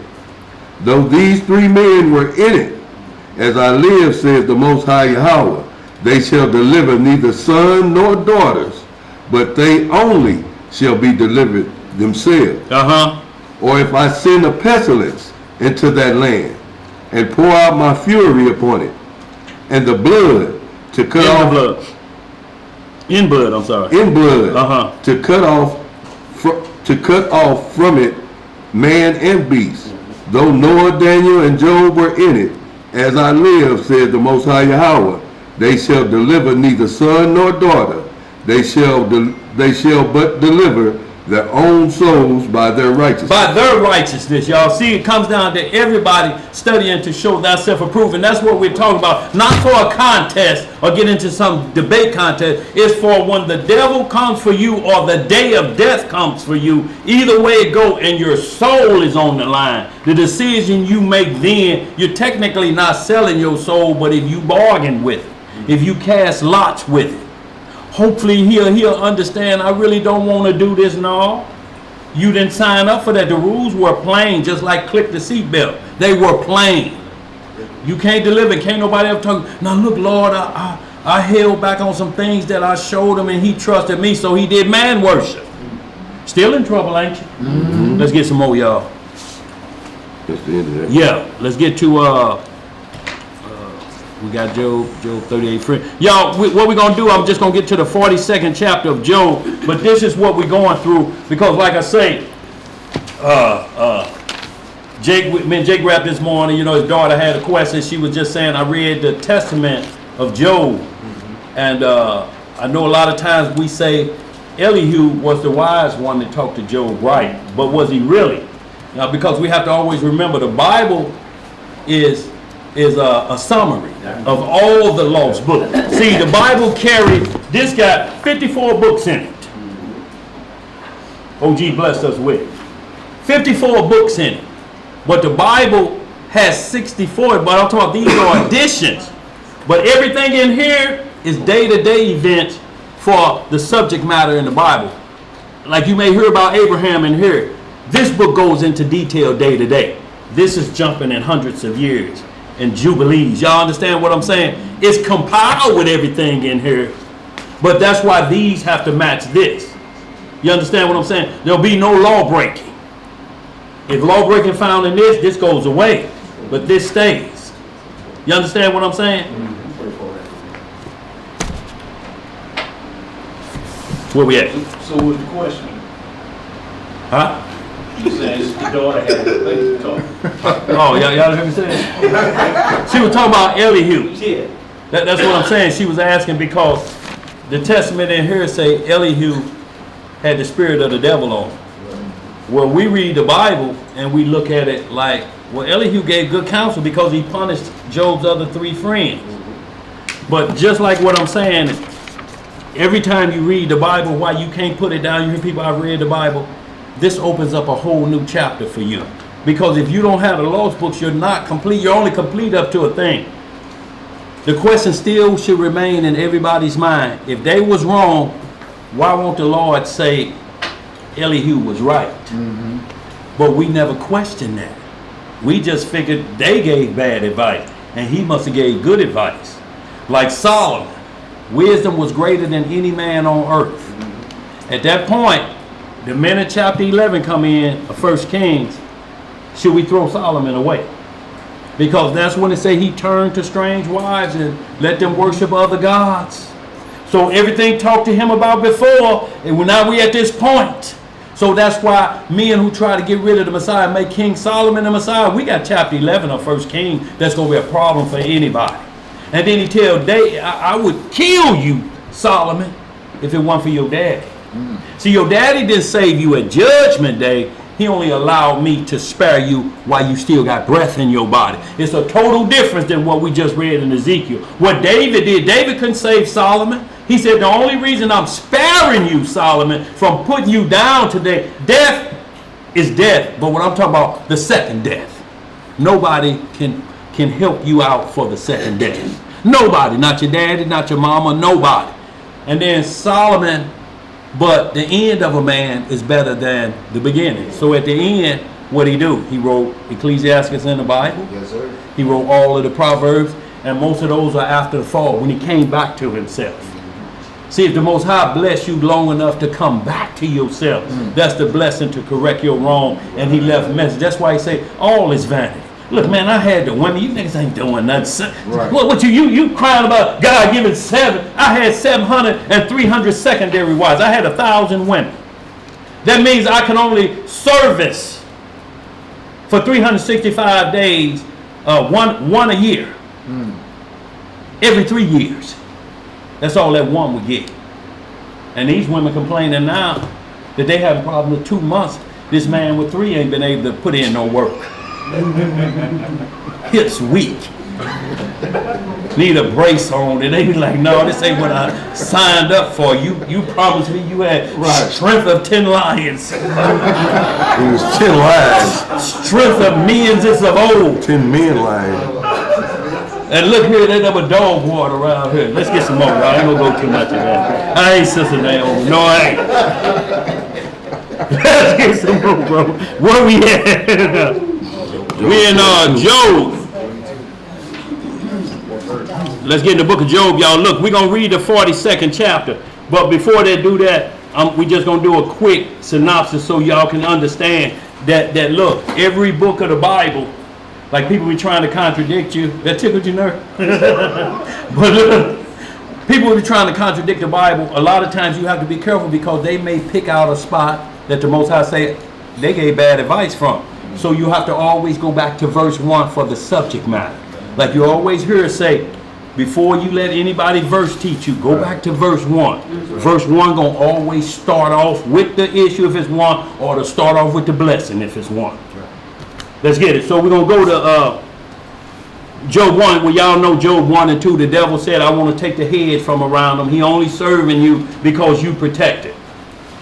So we just jump right to verse 16. Let me get there real quick. Verse 16 of what verse? Chapter. Just one. And we're just looking at the title because it's something very important here with those 3 friends of Job when he was sick. Now, I want y'all to understand these 3 friends came when they heard he was sick. But Job 1. Yeah. So let's get to the book of Job, y'all. That's where we're going. And I'm gonna just go some, but we're gonna end up in chapter 42. I tell you what, go to Job 2, 3 through 7, and then we're gonna skip through to 42, and then we're gonna hit these other ones we need, y'all. And I believe we're gonna be on time. Look, I'm telling you the truth. You believe it? Yeah, I believe it. Look. I believe it, sis. I don't need you saying anything different. Hold on. So yeah, we're 3:30 hour, we good. Okay, Job chapter 2, verse 3. It's still on me? Is on me? You go ahead. No, go ahead. I ain't got my glasses on. The book of Job, chapter 2 and verse 3. Yeah. And the Most High said unto Satan, Hast thou considered my servant Job, that there is none like him in the earth, Uh-huh. a perfect and an upright man, Yes, sir. one that feareth Yahweh, and escheweth evil, Uh-huh. and still he holdeth fast his integrity, although thou movest me against him, to destroy him without cause. Without what? Without cause. So you see, the devil will come at you without cause. He just don't like it that you love the Lord, because he's on the death penalty. He can't be recovered. You can't pray for him, neither the fallen angels. You can't pray for none of them. It's just like ain't no governor to call in the last hour for them. It's death for them, eternal death. No point. That's what the lake of fire was made for, just him and them angels. It was not meant for mankind. But since we like to play the devil, You get some too. yeah, you get something. You can go to that party. Go ahead. Verse 4. Yeah. And Satan answered the Most High and said, Skin for skin, yea, all that a man hath will he give for his life. But put forth thine hand now, and touch his bone and his flesh, and he will curse thee to thy face. See, he's saying skin for skin. Let's get down to it. Let's see what'll make him curse. You protecting it. He can't. He won't know. He won't never learn. He don't love you. That's because you got him set up. He the richest man in the East. His children doing okay. Everything is going well. Take it away from him and watch what he'll say to you. Look, we got people that the Most High, only thing he take away from them is their transgressions, and they hate it. They curse him and read other books. Right. Let's get some more. You want some more of this? Yeah, down to I just said. Verse 6. Yeah. And the Most High said unto Satan, Uh-huh. Behold, he is in thine hand, but save his life. Do what? Save his life. Uh-huh. So went Satan forth from the presence of the Most High, and smote Job with sore boils, from the sole of his foot unto his crown. So we can hold right there. Y'all read the rest of the one. But this is what the Most High gave him power to touch skin upon skin. Just as he said, but you can't touch his soul. You want to read down to where? To 10. Okay. Go ahead. We'll read to 10. Go ahead.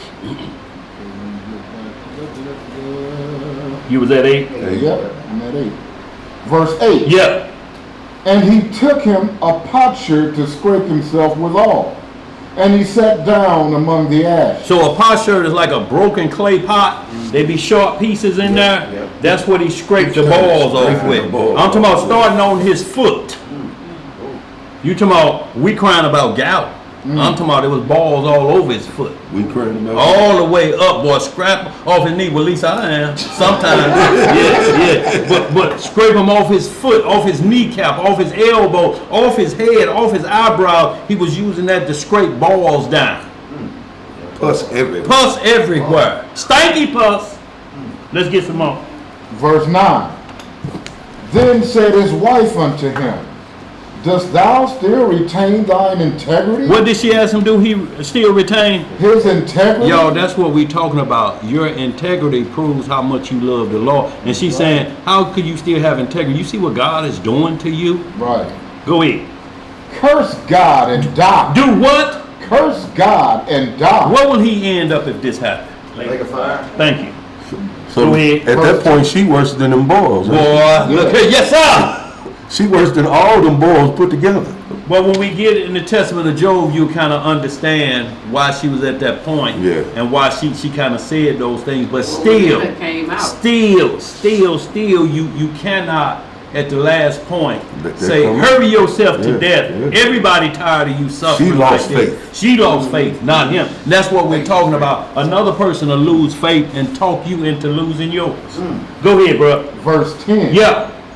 But he said unto her, Thou speakest as one of the foolish women speak. Uh-huh. What? Now, Shall we receive good at the hand of Yahweh?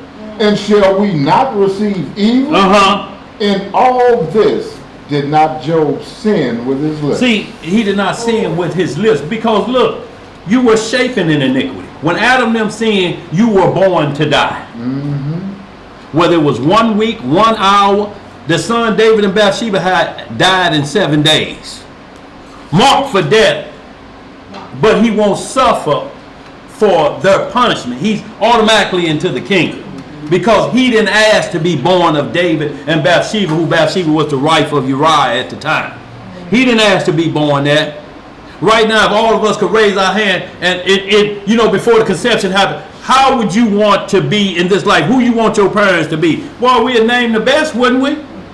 We'd name the best for everything, but we didn't ask to come here in the shape we're in, so he don't punish us for how we were born. He punishes us if we break the law after we know what the deal is. Like Ezekiel 18. If a son don't do what his father do, shall he not be counted righteous? Yes, he should be counted righteous if he don't do what his daddy doing. Contrary to a belief to an angry woman saying you ain't gonna be dumb because your daddy wasn't dumb and his daddy wasn't dumb. No, don't roll down the hill like that. You can't curse. You can throw that curse out there. And it's terrible when you hear a woman say that or a man say that about a child or a daughter. Let's get some up. We're going to go to the book of Job, the 42nd chapter. Yeah, no, look, hold on. Before we go there, I want to go to verse. I'm just going to read.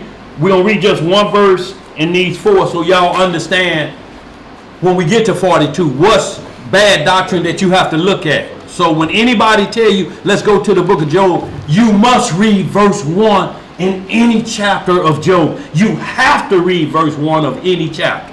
What verse 1 of 4 say? 1 and 4? No, 4 and 1. Okay. Job chapter 4 and verse 1. Uh-huh. Then Eliphaz the Temanite answered and said. See, now we can hold that. Everything in this whole chapter is how he was talking to Job about what you're going through. Man, no, come on, Job. The Lord ain't gonna do you like this, man. Balls all over you. Come on, man. You done something. You just ain't coming clean, dog. And if we go to just hit 15 and 16, y'all look at verse 1 in, but we're just setting an example here. Just hit like you hit 15. Go ahead. Chapter 15? Yeah, in verse 1. Y'all, and what we're doing is just showing a process of why you always have to go to verse 1. Job chapter 15 and verse 1. What it say? Then answered Eliphaz the Temanite and said. So now he's going into understanding from what he feels happening to Job. Now read 16 and 1. 16 and 1. Then Job answered and said. See, now Job is responding to what he said in the whole 15th chapter. So now we're having counsel. He got 3 counselors up there with him now. We just read 1 counselor, didn't we? Right. He got 3 in his ears. And most of them are family members. Hit 22 and 1. 22 and 1. Yeah. Then Eliphaz the Temanite answered and said. So now go to 23 and 1. Then Job answered and said. See, y'all understand, Job is responding to everything his 3 friends is saying. And Job is trying to keep his integrity with all 3 of them, but they telling him, no, player, you hide something. This is how God is. And they're giving, in that whole chapter to where they names start, they're giving their wisdom or their understanding of what they think God has got them in this position for. They're like, no, God don't do this to nobody for no reason. Right. Nobody don't get this unless you done something wrong. So now when we get to chapter 30, 31. I just want to get that then. This is Job, because Job is picking it up. Hold on, 30. Hold on, let me see. But now they're younger than I. Okay. Yeah, 30, that's all Job. 29, 30, and 31 is Job. And then when we get to 32, this is what we're trying to get to, because 32 is the individual that was told not to go sacrifice. Reading 32 and 1. 32 and 1. So these three men ceased to answer Job, because he was righteous in his own eyes. So that's what those three men thought. Eliphaz the Teemite, Zophar the Buzite, and this other guy. The three that we're going to get into 42. So now let's read verse 2 of this same 32. Verse 2. Yeah.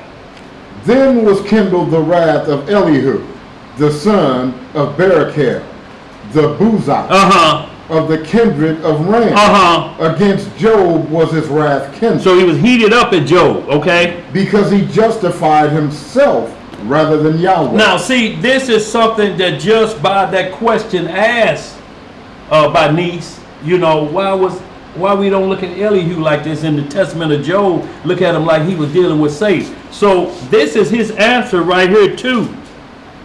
Job was, and he said he was kindled, his wrath, he was fired up at Job, was his wrath kindled because he justified himself rather than God. So we got the three men, the other three friends, telling them you must have done something wrong.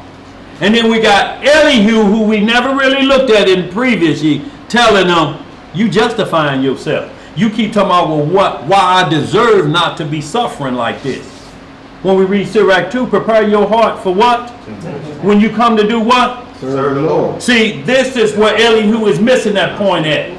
Because he said you justifying yourself. You talking about all the stuff you used to do. All the stuff you used to do. All the stuff you used to do. You fed the homeless every day. Job used to have tables set out. People used to come by. He had a technically like a shelter, a homeless thing. People come by and getting bread and clothes and different things. Like he said, that don't matter when God dealing with you. But it had nothing to do with any of that. It was what Satan came to do, to test his soul.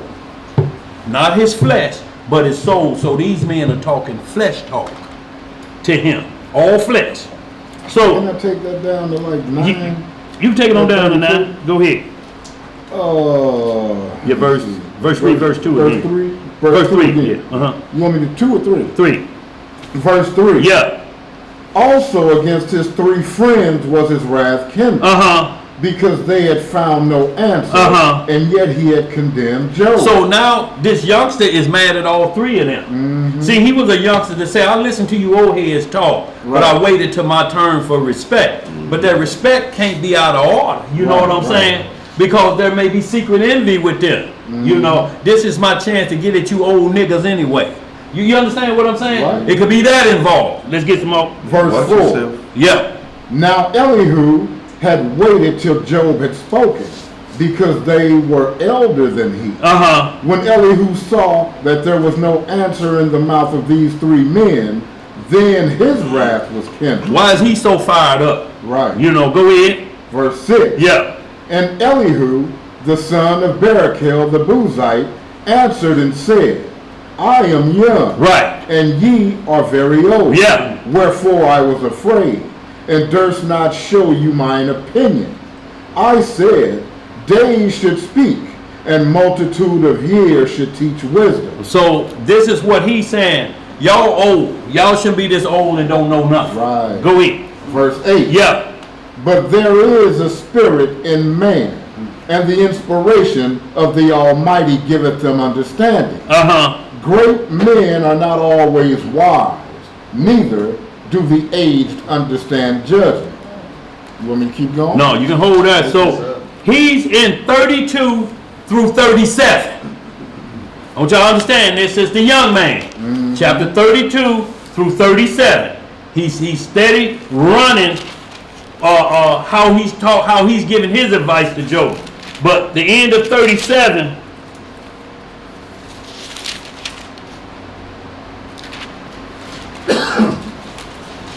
we go all the way down to 37, and then we get to chapter 38. And this is where the Lord come in.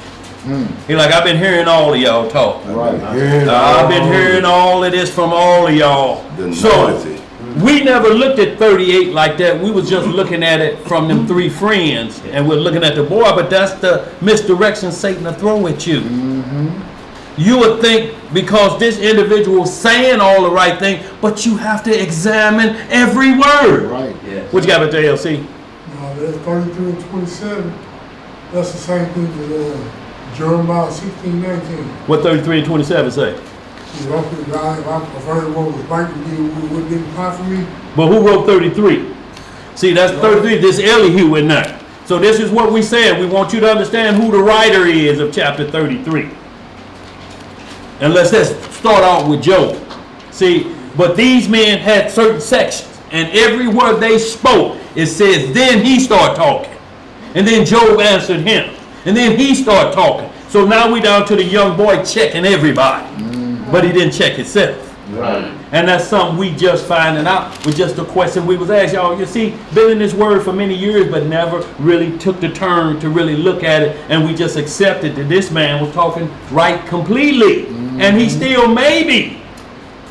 Because I hear there may be a testament of Elihu where he straightens up like Solomon did in Proverbs or Ecclesiastes. Okay, so where you at? 38 and 1. Yeah. Job 38 and 1. Then the Most High answered Job out of the whirlwind and said, Who is this that darkeneth counsel by words without knowledge? Who he talking to? Which one of them is he talking to? Did he point it out? See, we took it for granted because of verse 42. But what we're trying to get you to understand is those three were his best friends. Wow. And they gave him bad counsel from the Lord. Though they talk about your best friend come and tell you, no, nigga, I knew. See, some in me always, I thought you were cool, but nigga, I never really trusted you either. Hey, that's what happened when you're sick and dying. That's what was reading that Sirach. They stand back when they see the calamity come. Right. You feel me? Yeah. What does verse 2 say? You say verse 3 then. No, yeah, go down Job 38, 1 through 3. Yeah, go ahead. Verse 3. Yeah. Gird up now thy loins like a man. Like a what? Like a man. For I will demand of thee, and answer thou me. And what he want to do is to gird up the loins of his mind. Right. Not down here in the flesh. The flesh got balls on it. You can't put no gird around bally loins. Oh. Go ahead. Verse 4. Yeah. Where was thou when I laid the foundations of the earth? Declare if thou hast understanding. Y'all read all of that. And the Most High is running this all the way to 42. So this is where we want to get in 42. And y'all read all of that in between. But for time's sake, y'all, we're hitting it like this so you understand the book of Job. So every time the book of Job come up, go to verse 1. Before you answer, before you let any words come out of your mouth, go to verse 1 and see who's doing the talking. Go ahead, brother. I was trying to find words in Job Edomite. Oh, we're going to get to that. Yeah, we'll get to that. In the Testament also, Genesis 36. Go ahead. What it say? The book of Job, chapter 42 and verse 1. Then Job answered the Most High and said, Yeah. I know that thou canst do everything, and that no thought can be withholden from thee. What can't be withholden from him? No thought can be withholden from thee. Look, you can say, I didn't say it, I was just thinking it. That can't be held from the Most High because that's what happens at Judgment Day. I judge the thoughts and the intent of the heart. No man can do it. Right. Go ahead, bro. Verse 3. Yeah. Who is he that hideth counsel without knowledge? Therefore have I uttered that I understood not. Things too wonderful for me, which I knew not. Now look, Job was rich and he was blessed, so he thought that the Lord loved me, I'm good to go. Technically he was good up here because he was a believer like David was. But he's saying, but what I really thought by me giving to the homeless and me doing all these other things, the devil will attack me for doing good. That's what I found out. And I also found out my best friends may turn their back on me when I get sick. Was they profiting off of my tables too? Even his Is wife. this what I'm finding out? Yeah, and even my wife. If this I'm finding out, they say she used to dress, boy. She was in the Neiman Marcus back in them days. Every day she was coming in with shopping bag, and they start mocking her. Is this Satise who used to shop at Macy's and now she's at Aldi back door wearing their bags as clothes? Serious talk around here. Let's get some more. What it say? Verse 4. Yeah. Hear, I beseech thee, and I will speak. I will demand of thee, and declare thou unto me. I have heard of thee by the hearing of the ear, but now mine eye seeth thee. You see, this is when Job had a physical view of the Most High and his blessings, because now I see who I thought my friend was. It took sickness for me to find out. Right. I see that now. Now you like how we say, man, you know, man, I see it now, man. He was never with me, man. He was never my partner. But you hated have to come to these things. You understand? So a lot of times, Most High move people in your life and different things so you can see what's happening, so you understand. You got too comfortable. And see, that's what I'm talking about, King Josiah, you know, and I ain't puffing him up enough, but I'm just saying he saw some things early on, and he say, player, the Most High move things in certain places, y'all chess players on the board. You better let this go when you see him moving, let it go. If they were with you, they would have been with you to the end. That's it. Shalom, Ma. Shalom, sis. How y'all doing? I went to a funeral day before yesterday, and this got the young man that came here with me when I first started coming. His father passed, and all these people, wasn't a big, hardly nobody came, but all these people talking about how they loved him and loved him, all this, and I just said, where was everybody when he was suffering and dying and in the nursing homes and nobody could come visit him, and he wouldn't even eat, talking about he hoped he would die, till I started going and getting him taken to church and got him baptized, and he sprung back to life. And Is he dead? Yeah, and his quote unquote power of attorney found out I was taking him to church and told them to not let me go get him, and the manager of the nursing facility said, we're not going to stop her from come get him, because he wouldn't even eat, wouldn't take medicine, and said he was hoping. And I understand. Go ahead. What's the point you making? Go ahead. The point is, where were they when he needed help? And then look, this is what happens though. If you miss a phone call from your friend or loved one, and he in a car accident the next day, you're going to have them same feelings.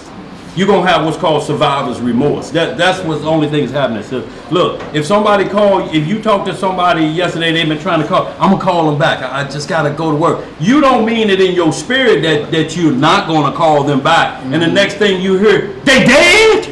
You lying. Man, I just talked to them, they dead. I was supposed to call them back. And I'm talking about that could happen to somebody that be visited regularly, but you may say, well, I went yesterday, I'm gonna skip today because I'm gonna get my work in. You know, I need to get this in. So I didn't go. You'll have the same remorse that they have, because you may think that may have been the day that we could, you know, he may have told me I want to do right and go to the Lord. I want to go to the King. So I understand exactly what you're saying. Since that funeral, that brings out all of the trash workers, so to speak. But if you ain't talked to somebody and you know I should have called them, that will be on your heart till you finally realize, say, Lord, release this from me. I didn't mean to put them off, but like he said, let the dead do what? So you have to at least put that in your mind and get past that. Right. If you don't, you're going to suffer with survivor's remorse. And that means, why am I still here? Right. Go ahead. What else to say, bro? Verse 6. Yeah. Wherefore I abhor myself. Yeah. And repent in dust and ash. Uh-huh. And it was so that after the Most High had spoken these words unto Job, the Most High said to Eliphaz the Temanite. So that's one of his partners. Go ahead. My wrath is kindled against thee, and against thy two friends. For ye have not spoken of me the thing that is right, as my servant Job. So we always took Elihu to have spoken right, didn't we? Yeah. But he ain't mentioned her. He's excluded. And it's saying, y'all didn't speak right like Job. Job actually was defending. He never turned his back on me. Right. He just questioned why the pain and torment was so great. But guess what? It said ain't no man on earth ever went through what the Messiah went through, beat till he got to that cross. Right. See, what Mel Gibson did in that movie Passion of the Christ, and that was graphic. Right. It was so graphic they ain't gonna even let him do a part 2. It was so graphic. And when you see him beat up, I'm just thinking, y'all just think about going through a crowd and everybody spitting in your face, spitting in your mouth, hitting you upside the head. And not only this, but they did to him what the priest would do when the priest would, they would sit in sackcloth, they would tear their beard off. Yes, sir. Because the beard was a good symbol of a man. You read that in Ezra and Nehemiah, the beard, if you read about the cheeks, tear your beard off. Men would just grab their beard like this and tear it off. It'd be looking like this. No, I'm just messing with you. But they would tear a hole in it. I knew you was gonna go there. I knew you was gonna go there. So But look, they tear a hole in it. And y'all picture Paisley the Hebrew or one of them or Nat Turner just grabbing their beard and just snatch it out. That's what they were doing to the Messiah when they was passing them by. Snatching pieces of his beard out. Because that's to a man is like a woman's hair. It's her glory. It's her covering. As the 1 Corinthians said, for our hair is given her as a covering. The scarf ain't really the deal if you don't understand the hair that's under the scarf. You have to understand that more because that tempted the angels. When it started off, it say you got to cover because of the angels. What the angels got to do with women's hair? See, that's why I'm saying when you take this fleshly, you're going to miss all of 1 Corinthians 11 and won't know it's strictly Numbers 30, the head of the household rule. Yes, sir. Go ahead, bro. Verse 8. Yeah. Therefore, take unto you now 7 bullocks and 7 rams, and go to my servant Job, and offer up for yourselves a burnt offering. And my servant Job shall pray for you. Yeah. For him will I accept, lest I deal with you after your folly, in that ye have not spoken of me the thing which is right, like my servant Job. So Eliphaz the Temanite, and Bildad the Shuhite, and Zophar the Naamathite went and did according as the Most High commanded them. The Most High also accepted Job. See, and we don't see Elihu in here nowhere. But that went past us because we just took for granted that he was telling Job them right because I waited on you old heads. You understand what I'm saying? But sometime a young man could go crazy by just having discipline. Well, I know I'm supposed to take my hat off and I ain't supposed to say nothing around elders. It's way past that. You know, so we have to clearly understand that. But he named all 3 of them, boy, and you named them like we could put a picture on them. Nate, what was that last boy name? That's Zophar the Naamathite. He's in the Naamathite. Go ahead. Verse 10. Yeah. And the Most High turned the captivity of Job when he prayed for his friends. Also, Yahweh gave Job twice as much as he had before. So y'all hold that and just read what Psalm the next one. Just read the verse 1 of that Psalms 1 and 1. And then we're going to get into, real quick, y'all, while we got a good half hour. Okay. Actually, we got 32 minutes. Well, I told you. You're doing well. Yes, sir. Yes, sir. Let me not. shouldn't start talking. Let me not. Let me not put that S on my chest. You know. The book of Psalms in verse 1. Yeah. Blessed is the man that walketh not in the counsel of the ungodly, nor standeth in the way of sinners, nor sitteth in the seat of the scornful. But read that verse 2 for me, if you will. But his delight is in the law of the Most High. What is his delight? Is in the law of the Most High. And in his law doth he meditate day and night. See, he talk about the Lord in his sleep. He meditate on the Lord while he sleep. So he don't, day and night. You sleep at night, don't you? You should. Right. But I'm just saying, all the whole time, like when he was with the disciples on the mount there right before they came to get him, he said, can y'all just stay up with me 1 hour and pray with me? Just 1 hour, all y'all need. And it was the 4th watch of the night. It was called the devil's hour. Everybody, you hear this thing, if you wake up 3 o'clock, something happened, really happening to you bad that you had to be woke out of your sleep. It's the 4th watch of the night. If y'all understand, like the same ninth hour, 3 p.m., 2 p.m. to 3 p.m. in the daylight hours is called the hour of prayer. That's the same hour that the Messiah gave up the ghost in.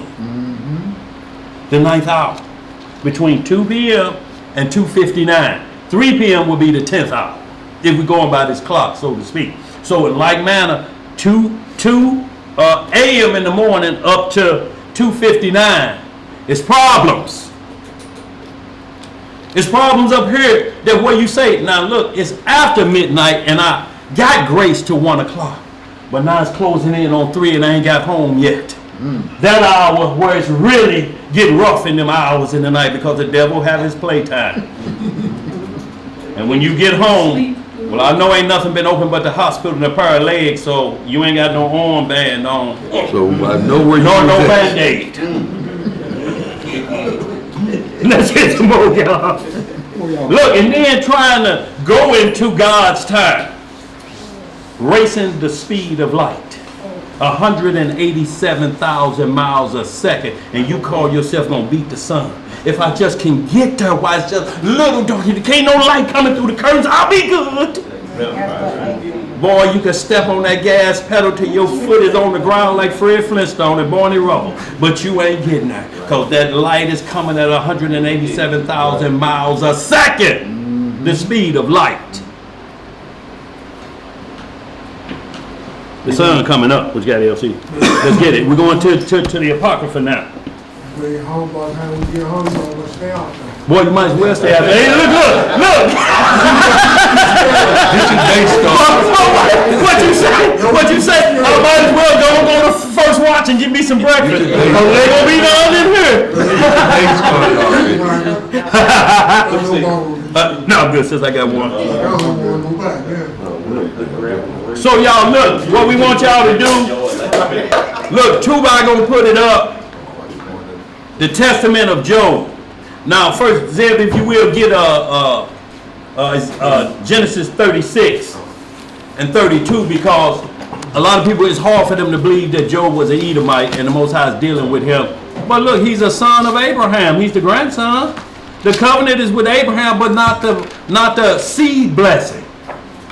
But Ishmael was blessed and he became 12 princesses, wasn't it?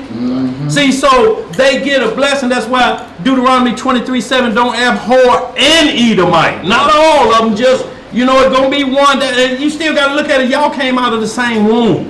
Yes, sir. So if he say something bad or good about your mama, what you going to tell him? You can't say nothing good about my mama. That's my mama. Rebecca, my mama too.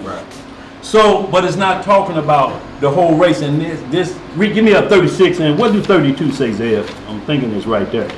Genesis 36, it lists Esau's lineage like Genesis 49 do Jacob's. Genesis 36, I believe it's around 32. Let me double check that, Zeb. it starts at 31. And kings that reign. Yeah. Genesis chapter 36, verse 31. Now you will see all of these are Job's friends, Eliphaz the Teemite, the mighty men of Teman. Well, yeah, Isaiah 36 and 31. okay. Genesis chapter 36, verse 31. Uh-huh. And these are the kings that reigned in the land of Edom. Uh-huh. Before their reign, any king over the children of Israel.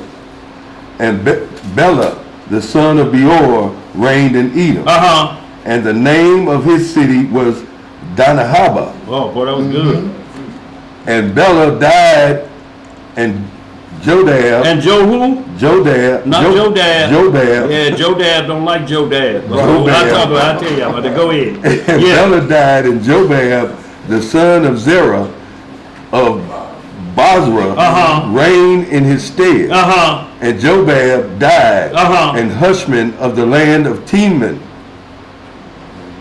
reigned in his stead. Yeah. reigned in his stead. So we see that, like, the Most High changed everybody's name. He shortened it. His name used to be Jobab.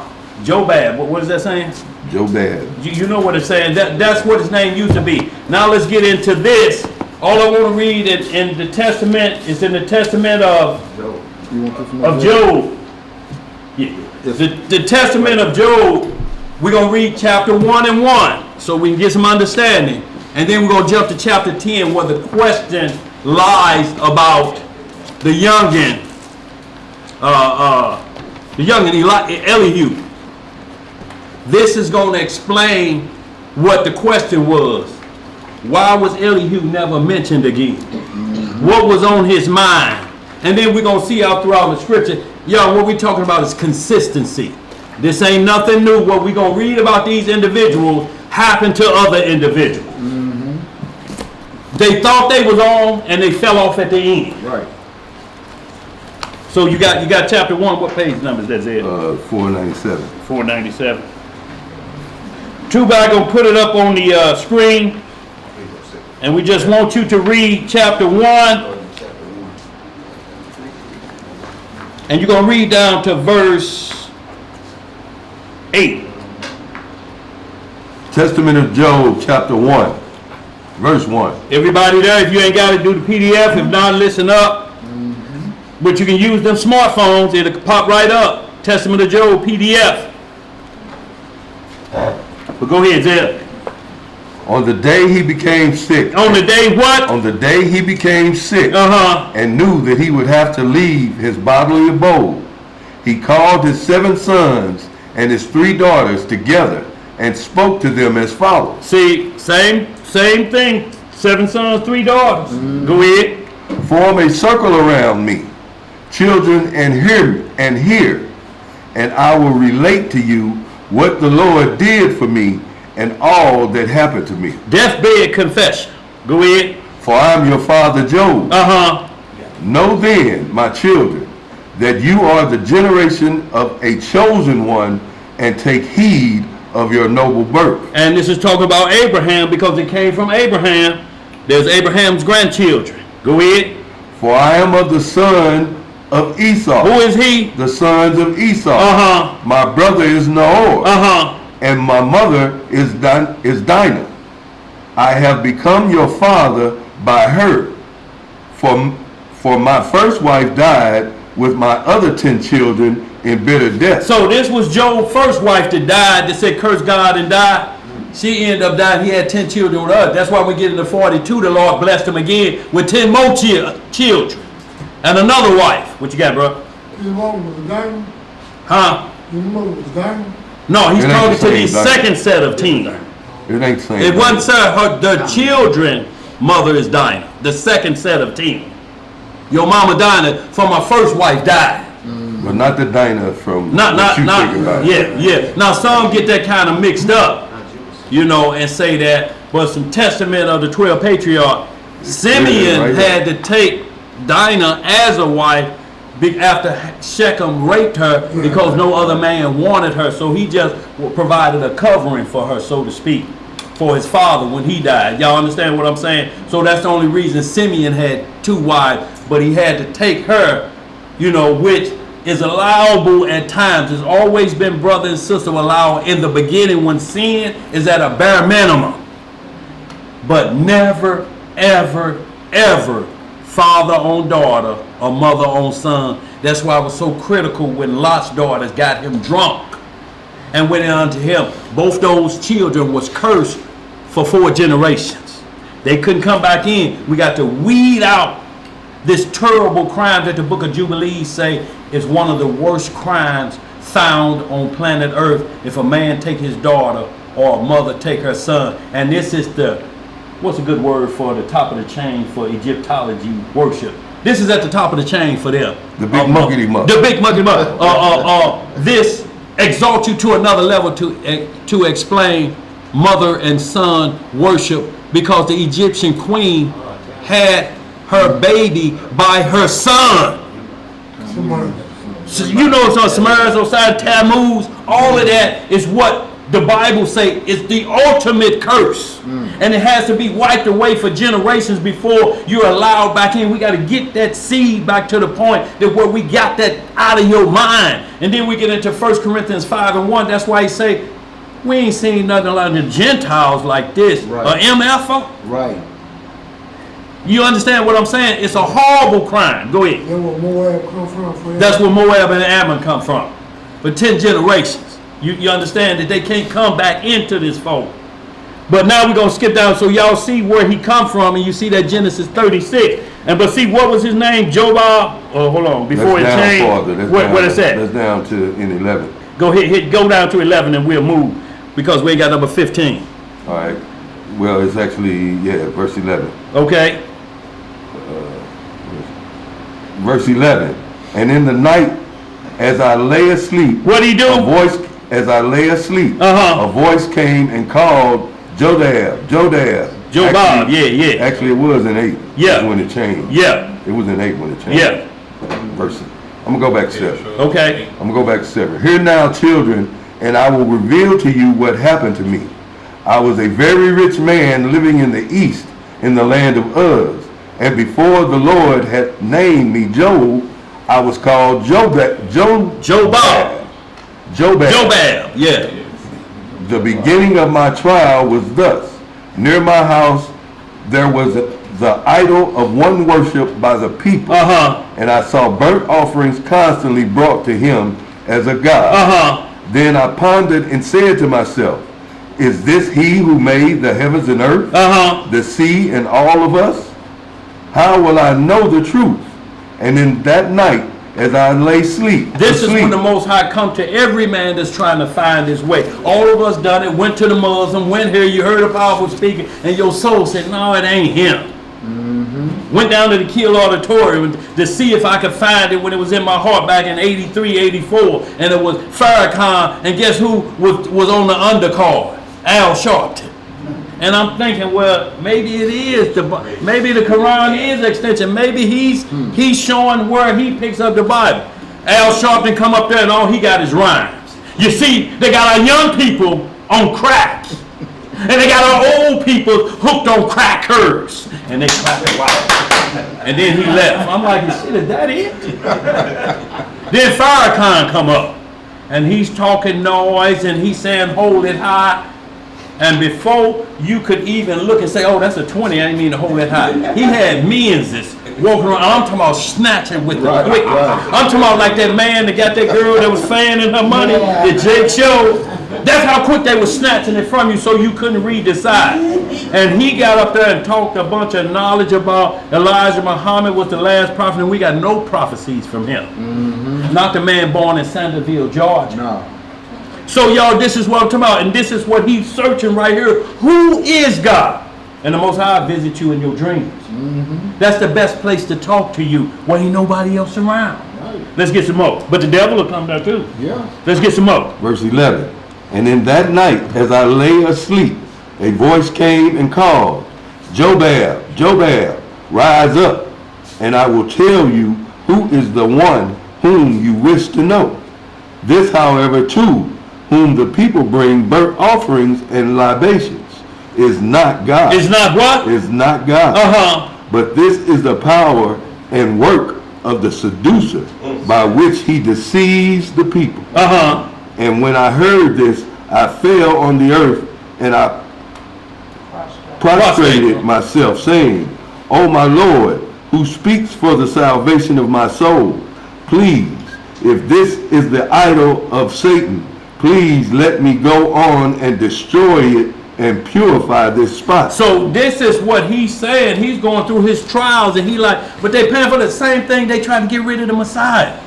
Because he told, and Paul, y'all got to turn that statue down. He flipped the tables over. When that money is being messed up, and you're saying the work of the Lord, know the devil coming for you. Get your heart prepared, but the only thing that ward them off is the commandments. Right. See, Matthew 4, 1 through 4, he came at the Messiah the same way in a vision. He said, these stones made bread, you've been fasting, you got to be hungry, man. Come on. Satan knows the scriptures better than, and I'm not going to say better than, he knows them backwards and forward because he was there. He was in Job 38 when the sons of God shouted at the creation of the world. He was there. He was a high archangel. Righteousness was found in him, and then he fell. What are we talking about down here? Right. And then you understand? The third of the angels. And then con the third of the angels. I'm talking about supernatural, and we talking about what the devil can't do. Right. The only way he can do it is to tell you, I know it's law breaking, but we need to make a deal that we ain't gonna turn on each other. Every one of these secret societies, all of them make a deal. Yeah, we know we're going against what God say, but we have to do this. Put your hand in. Just like them falling, the watchers put their hand in. Samuel said, I ain't doing this by myself. Put your hand in, and we're going to do this, but we're going to come out on top. And you thinking, but we doing the work of the devil. It's like that black mafia family on TV now. They run an episode of Big Meech. But everything in there, all it is killing, but we got to get this paper. We'll go to these killers. There's no loyalty. It can't be loyalty in ill-gotten gain. It's impossible for it to happen. Y'all understand what I'm saying? Yeah. Now we'll go to chapter 10 of the same book, and we're going to get to the question that was at hand. And y'all, we right on good time. 15 minutes left. Can y'all believe that? Go on, Daniel. Yes, sir. If y'all Say, don't talk too fast. Don't talk too fast. Would y'all keep reading it? Yeah. Because it talks about how Satan came at him for tearing down them idols. Yes, sir. Yes, sir. Like he always does. You interrupt his program, he comes. See, and this is why Sirach 2 tell us, if you come to serve the Lord, prepare your heart for what? Because he coming. Yeah. And he want to see if you going to back out. You going, sis? Yes. Be careful. I'll mention that about, I'll mention it about Pearl, Okay. the bag. Thank you. Okay. All right. So, y'all, chapter 10 is where we at. We go 10 and 1. Testament of Job, chapter 10, verse 1. But Eliphaz and those that were with him were astonished at these things. And they sat down with me, and replying to me, spoke in a boastful words concerning me for 27 days. This is how long they was rapping with him initially. 27 days. Go ahead. They repeated it again and again, that I suffered deservedly thus for having committed many sins, and that there was no hope left for me. But I retorted to these men in zest of contention myself. And they rose in anger, ready to part in wrathful spirit. But Elihu, that's the same one in Job chapter 32, y'all. This is who we're talking about. Right. That's not mentioned in Job 42. His advice, he's not mentioned anymore. We just took it that it was all good. Go ahead.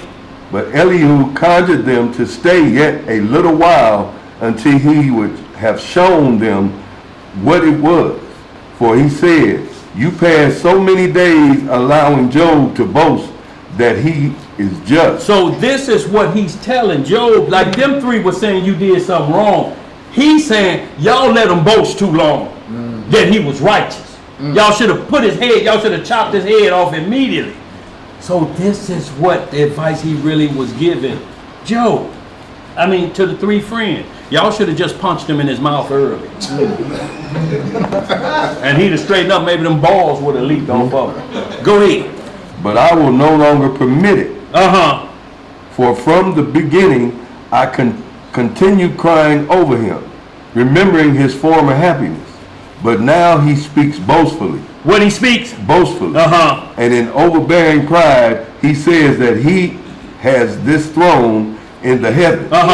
Therefore, that's what I said. He has his throne in the heavens. Come on, let's keep rolling. Hold down, sis. Therefore, hear me, and I will tell you what the cause of this destiny is.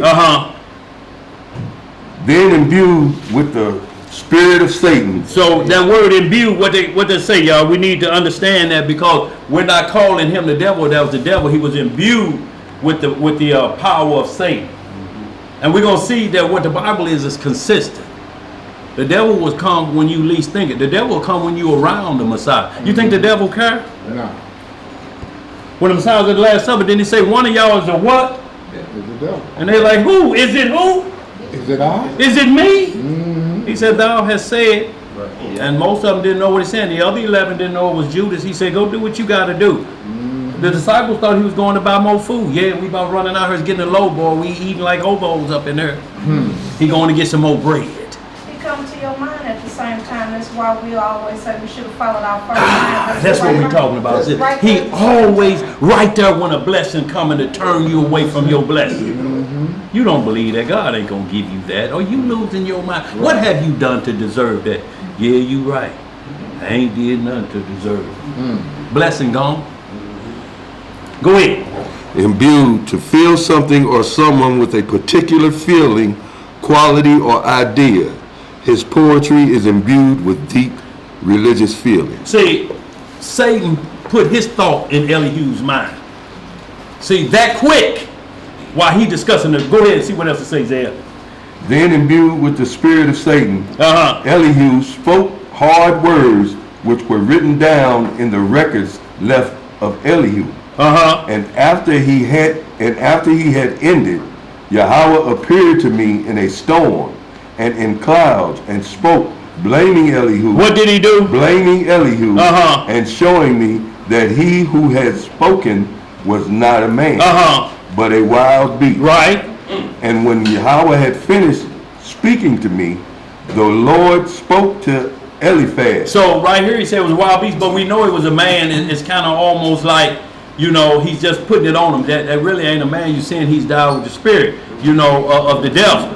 Technically, you thought he was on point, but the devil is crafty. Right. Go ahead, bro. You and your friends have sinned in that you have not spoken the truth concerning my servant Job. Right. Therefore rise up and make him bring a sin offering for you in order that your sins may be forgiven. Uh-huh. For were it not for him, I would have destroyed you. Uh-huh. And so they brought to me all that belonged to a sacrifice. Uh-huh. And I took it and brought a sin offering for them. Uh-huh. And the Lord received it favorably and forgave them their wrong. Uh-huh. And then when Eliphaz, Bildad, and Zophar saw that Yahweh had graciously pardoned their sins through his servant Job, but that he did not stoop to pardon Elihu. Uh-huh. Then Eliphaz began to sing a hymn while others responded, their soldiers also joining while standing by the altar. Uh-huh. And Eliphaz spoke thus, the sin is removed and our injustice gone. But Elihu, the evil one, will have no remembrance among the living. Uh-huh. His luminary is extinguished and has lost its light. So this happened with Judas Iscariot. Same thing, a familiar friend, but the Holy Spirit light was turned out in it. Quickly, go ahead. The glory of his lamp Uh-huh. will announce itself for him. Uh-huh. For he is the son of darkness Uh-huh. and not light. Uh-huh. The doorkeepers of the palace of darkness, Uh-huh. Place. dark place, Uh-huh. the place of darkness, will give him their glory and beauty and share. His kingdom has vanished. Uh-huh. His throne has decayed, and the honor of his statue is in Hades. Hell, go ahead. For he has loved the beauty of the serpent Uh-huh. and the scales of the dragon. Uh-huh. His gall and his venom belong to the northern one. Uh-huh. For he did not own himself to the Lord, nor did he fear him. So y'all can read the rest of that just for time's sake. I just have to hit two more scriptures that where y'all see this has happened to men in the Bible. So it's a consistent thing that a man's light can go out. Right. Even though you see it in the scriptures, you got to be careful what you read and don't just close the book. Now it says there's a book of Elihu out there somewhere. Yes. So if it's found and keep the law, that may be his deathbed testimony that he turned around at the end like Sodom. Y'all understand what I'm saying? But the Most High will say those things to you if you're not on point when it's coming down to judgment of the Lord. Real quick, if we will, y'all, Matthew 16, 21 through 23, y'all, we got these last two, and it's going to be on time, Most High willing. Matthew 16, 21, 23.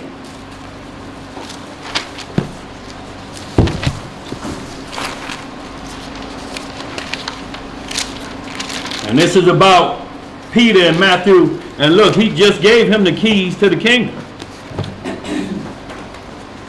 The same 16 of Matthew in verse 17, he told Simon Bar-Jonah, blessed are you.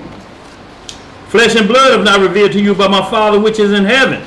So when the Messiah asked him, Peter, who do men say him? He told him, he said, but who you saying? You the Son of God. The Spirit of God told you that. Now let's get to verse 21 of that same Matthew 16.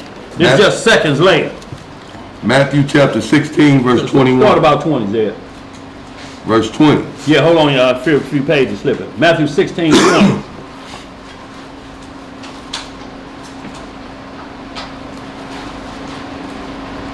Matthew chapter 16, verse 20. Then charged he his disciples that they should tell no man that he was Yahushua the Hamashiach. From that time forth began Yahushua to show unto the disciples how that he must go unto Jerusalem and suffer many things of the elders and chief priests and scribes, and be killed, and be raised again the third day. Then Peter took him and began to rebuke him. What Peter do? Rebuke him, saying, be it far from thee, Lord, this shall not be unto thee. As long as I got this sword, as long as we got these pistols, the Romans ain't gonna do nothing. Them scribes and Pharisees, I wish they would come down here. How the Messiah answered. But he turned and said unto Peter, get thee behind me, Satan. What he say to Peter? Get thee behind me, Satan. Now y'all look at verse 16 again of that same chapter. What that says there? Read that back. And Simon Peter answered and said, thou art the Christ, the Son of the living God. And Yahushua answered and said unto him, blessed art thou, Simon Bar-Jonah, for flesh and blood hath not revealed it unto you, but my Father which is in heaven. So when he tell Peter, feed my sheep, but we get down to 21, 22, and he said, get thee by 23, get thee behind me, Satan. What you talking about, man? Look, y'all saw all the good side when I first come for to set everything in order. But now I got to tell y'all something, y'all ain't going to be pleasant to your ear. But Peter, and it wasn't like Peter was meant that, but Peter was in the flesh more than he was in the spirit. And he was only in the spirit when there was no confrontation. When there was no confrontation. But when confrontation comes, like in the flesh, Peter cut the chief priest's ear off. I wish you would get your hands off the Messiah. He said, no, Pete, this ain't about that, man. I told you this ain't about that. He picked the ear up and put it back on. Can you hear? He said, yeah, I can hear. Okay. And to let him know, and Peter looking like, man, what? Come on, Pete, this ain't about that. Y'all go down as the warriors. Oh, look, everybody that did what they did in the Maccabean revolt, when they took them Romans out, where they at right now, y'all? Dead. Y'all understand what I'm saying? So, in this like manner, Peter was almost in Elihu mode. Yes, sir. And Joe's wife was also when she told Curse God and died. When y'all continue to read that, so y'all just wanted y'all to see that it's consistent with the Bible. But the only other one I want to get to before we got time is we got 5 minutes. We're gonna do Jehu. Go ahead. And we'll give homework for Noah and Abraham for these 3 men, because we missed Noah, but we're gonna let y'all understand, when you go through Genesis. If we have any questions the following week or on the show tomorrow, we'll gladly answer, Most High willing. 2 Kings 9. Y'all, we just gonna run these and we're gonna close on out.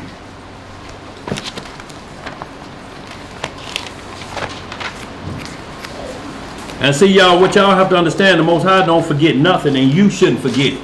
You think, if you say I'm saved and filled with the Holy Ghost, and you think that my record been wiped clean and I can get in the kingdom, that's what the devil wants you to think. Because he forgave you, you think you got it? You think you off the hook. Right. Well, there's more sins than that one you did. Just that one you did. You got a whole boatload of some more.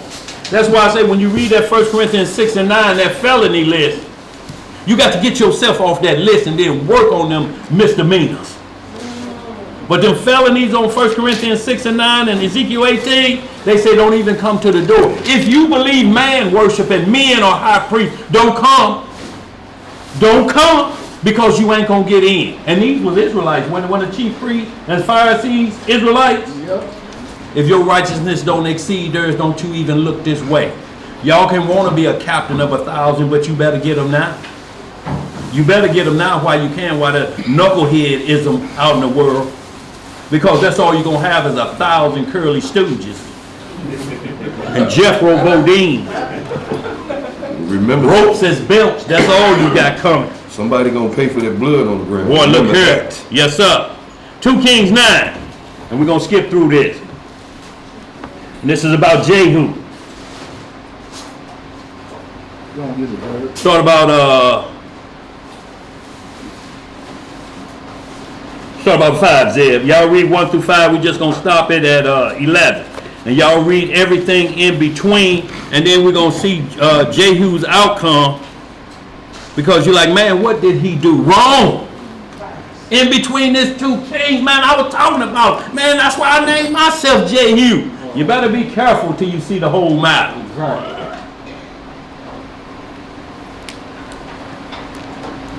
Second Kings 9 and 5, Zeb, go ahead. 2 Kings chapter 9 verse 5. Uh-huh. And when he came, behold, the captains of the host were sitting. And he said, I have an errand to thee, O captain.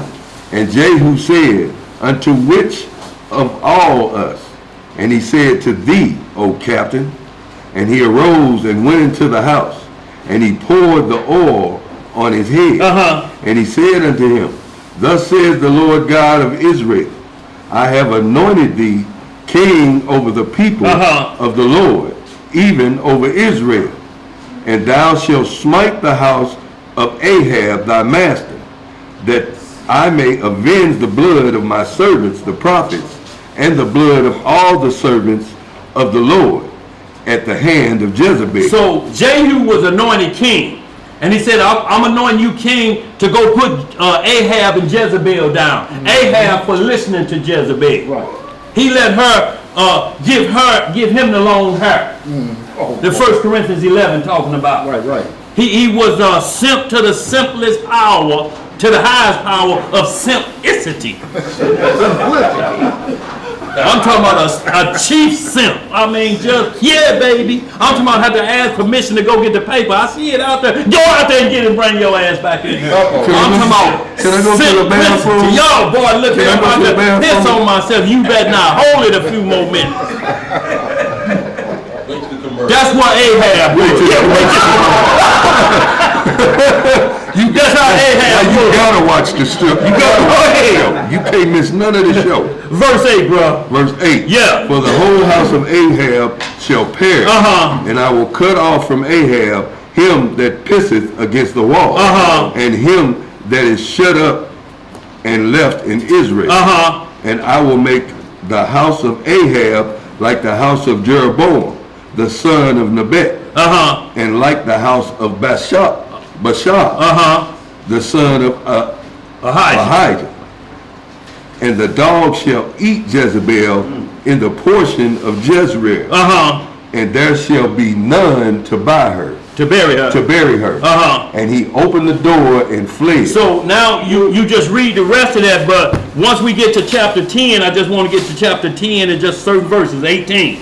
Y'all read everything 1 through 18 all the way, but I'm just getting right to 18 to show the consistency that this man was anointed by God. 1 Kings chapter 10 verse 18. And Jehu gathered all the people together and said unto them, Ahab served Baal a little, but Jehu shall serve him much. Now therefore call unto me all the prophets of Baal, all the servants and all the priests. Let none be wanting, for I have a great sacrifice to do to Baal. Whosoever shall be wanting, he shall not live.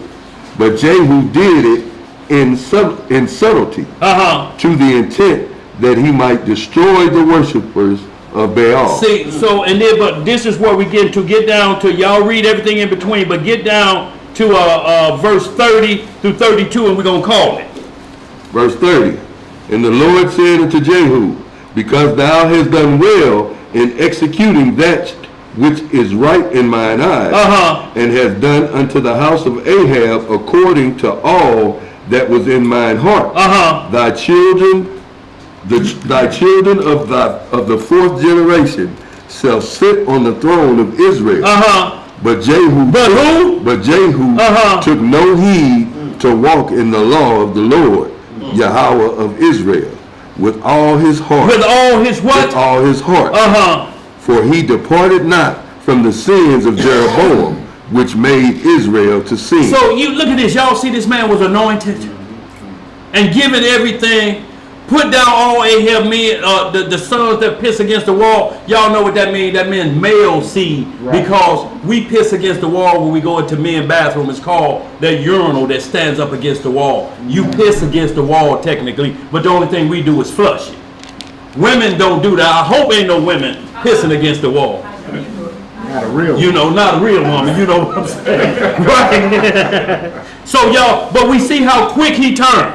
I'm talking about, I want y'all to understand this all was poured on his head. So now this don't sound so far-fetched about Elihu or crazy. We see a consistent that you can fall off even after being anointed. Yes, sir. David was anointed when he did what he did to Bathsheba, didn't he? Yes, sir. So y'all understand this walk, that's why we must endure to the end. Last one, Hosea. And this is how the Most High remember everything. Hosea 1 and 4. Y'all, we're gonna close on out of here. This gonna tighten it up on and then I'm gonna give out the homework on the other Hebrews in here, servants of the Most High. Hosea chapter 1 through 4. Hosea chapter 1, verse 1.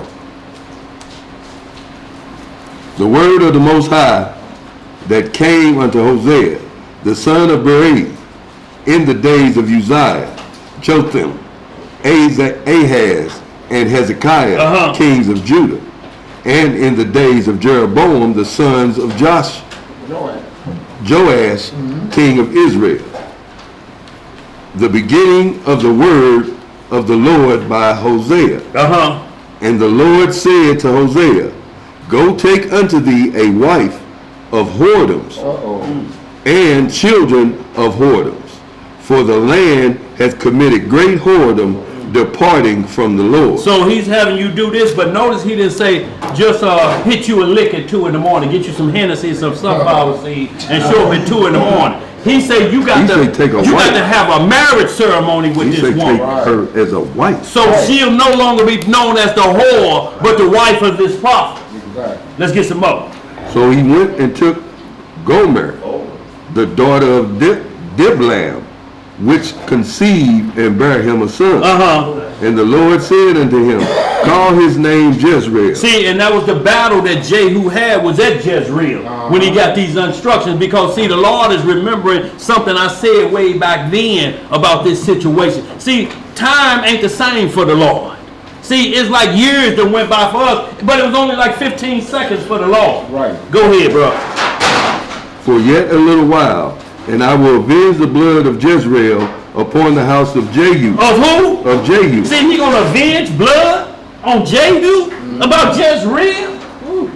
And this the man anointed? Right. Go ahead, bro. And will cause to cease the kingdom of the house of Israel. See, so that's what we wanted y'all to understand, that it's a consistency with the Bible. It ain't just one that throw us for a loop. It's going to be consistency before we say that book ain't no good. Because then we're going to have to get rid of this Bible, because Jehu was anointed and he flipped. Right? Moses lost going across the promised land, didn't he? Yep. For his words. But the Most High anointed you at the end. Moses accepted, and Aaron, he told Aaron too. Numbers 20:25, get up there and die. You go first. Aaron went up before Moses, and they stripped him out of his clothes, pulled him clothes off. Get out of them now. Put him on his son Eleazar. Right. So y'all look, homework. Noah, Genesis chapter 6 all. And then back that up with Jasher chapter 4, 13 through 21. I'm going to slow it down for you too, so you can type it in. You said Jasher 4, 13, 21? Through 21, it's going to help explain Genesis 6. It's going to get into that day-to-day account. And then you're going to see Abraham come on the scene. Well, you'll see a little bit more. Jasher 5, 1 through 22. Just let me know when you're done too, Bob. And then Jasher chapter 9, verse 6 through 19, and it's going to tell you Abraham studied with Noah in the house when he went to son. He studied there from he was 3 years old, 9 years old. He was in Noah's house. Noah was 625 when Noah went over there. Men from the other world that Abraham studied with. But y'all need to see that so y'all understand when we get further up why these men went through what they went through. And also in that, I believe it's that Jasher 5, you will see that when the Most High was telling them the flood coming, and all of Noah's uncles, Methuselah, and all the rest of them up into Noah, he said, I'm going to take their breath from them because of what's coming. I don't want them to experience that. So I'm going to move them out of the way. Don't have to worry about them. I'm just going to put them to death right now so that they don't have to face the flood. I'm not going to allow their righteousness to go this way because I don't want the people to look, say, they got caught up in it too. You understand what I'm saying? So when you get in that Jasher, he's going to explain that the Most High move certain people out of the way. No, I don't want him to see that wrath. You come on now, get him out of the way. No, we'll move him out of the way. We'll put such and such in that spot to take that. Go ahead, bro. Jasher 5, yeah. Jasher 5, 1 through 22. Jasher 9, 6 through 19. But you know, Genesis 6, Jasher 4, 13 through 21. That's going to answer what we're speaking of, y'all. And understand that y'all going to see some things. You're going to be like, whoa, man, is it that rough dealing with the Lord? It's easy dealing with the Lord when it comes down to obedience and disobedience. That's the bottom line, ain't it? You can't even love your brother if you keep around. How you going to say the law is tampered with and you say this my brother? Right. How you loving him? Right. See, and then you have people to say this, I love him unconditionally. That's the problem right there. Unconditionally, man, it's whatever. I love her unconditionally, even if she go to the strip club at 2 in the morning. Right. And she's not paying, she's the one collecting dollars. Is that unconditionally too? No. Everything about the Most High have conditions on it. Yes, sir. I love you conditionally. Yeah.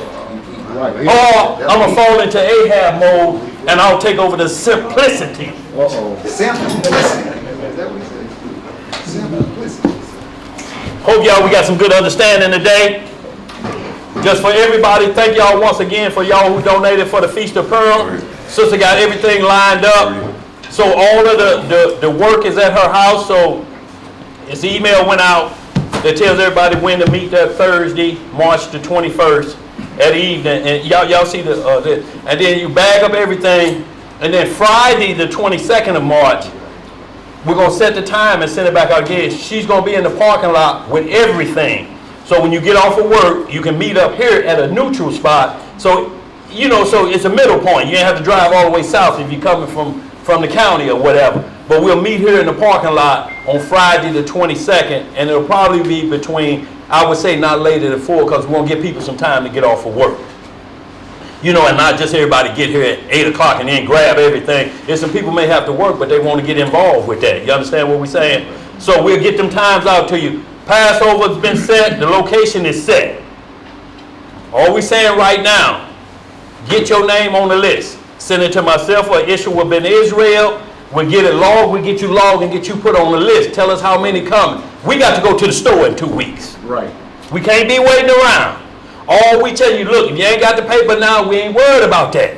Just get your name on the list. At least we can account for you.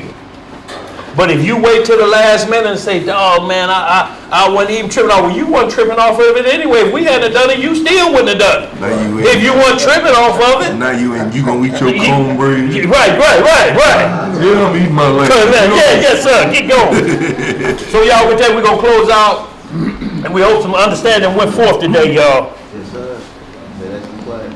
All praises to the most, y'all. All praises to the Abba.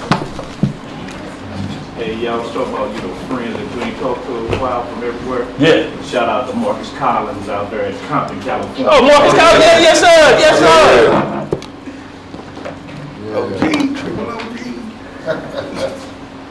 All right, family. We're going to get this closing prayer. And it's with the Most High's permission. Yes, and it's in the name of His only begotten and beloved Son, our Lord and Savior and our Redeemer, Yahushua HaMashiach. But we know Him as Jesus the Christ, family. Yes, Long live the King. Long live the King. Reading in the book of Psalms, Read. in the 53rd chapter, Yes, sir. it reads, Yes, sir. the fool hath said in his heart, there is no God. Corrupt are they, Yeah. and have done abominable iniquity. There is none that doeth good. Yahweh looked down from heaven upon the children of men to see if there were any that did understand, that did seek Yah. Every one of them is gone back. They are all together become filthy. There is none that doeth good. No, not one. No. Have the workers of iniquity no knowledge? Who eat up my people as they eat bread? They have not called upon Yahweh. There were they in great fear, where no fear was. For Yah hath scattered the bones of him that encampeth against thee. Thou hast put them to shame, because Yah hath despised them. Oh, that the salvation of Israel were come out of Zion. When Yahweh bringeth back the captivity of his people, Yes. Jacob shall rejoice, and Israel shall be glad. Hallelujah! Selah! Shouts out to Chico out there as well. Yes, sir. Yes, sir. Y'all got a shekel or two, y'all. We greatly appreciate it.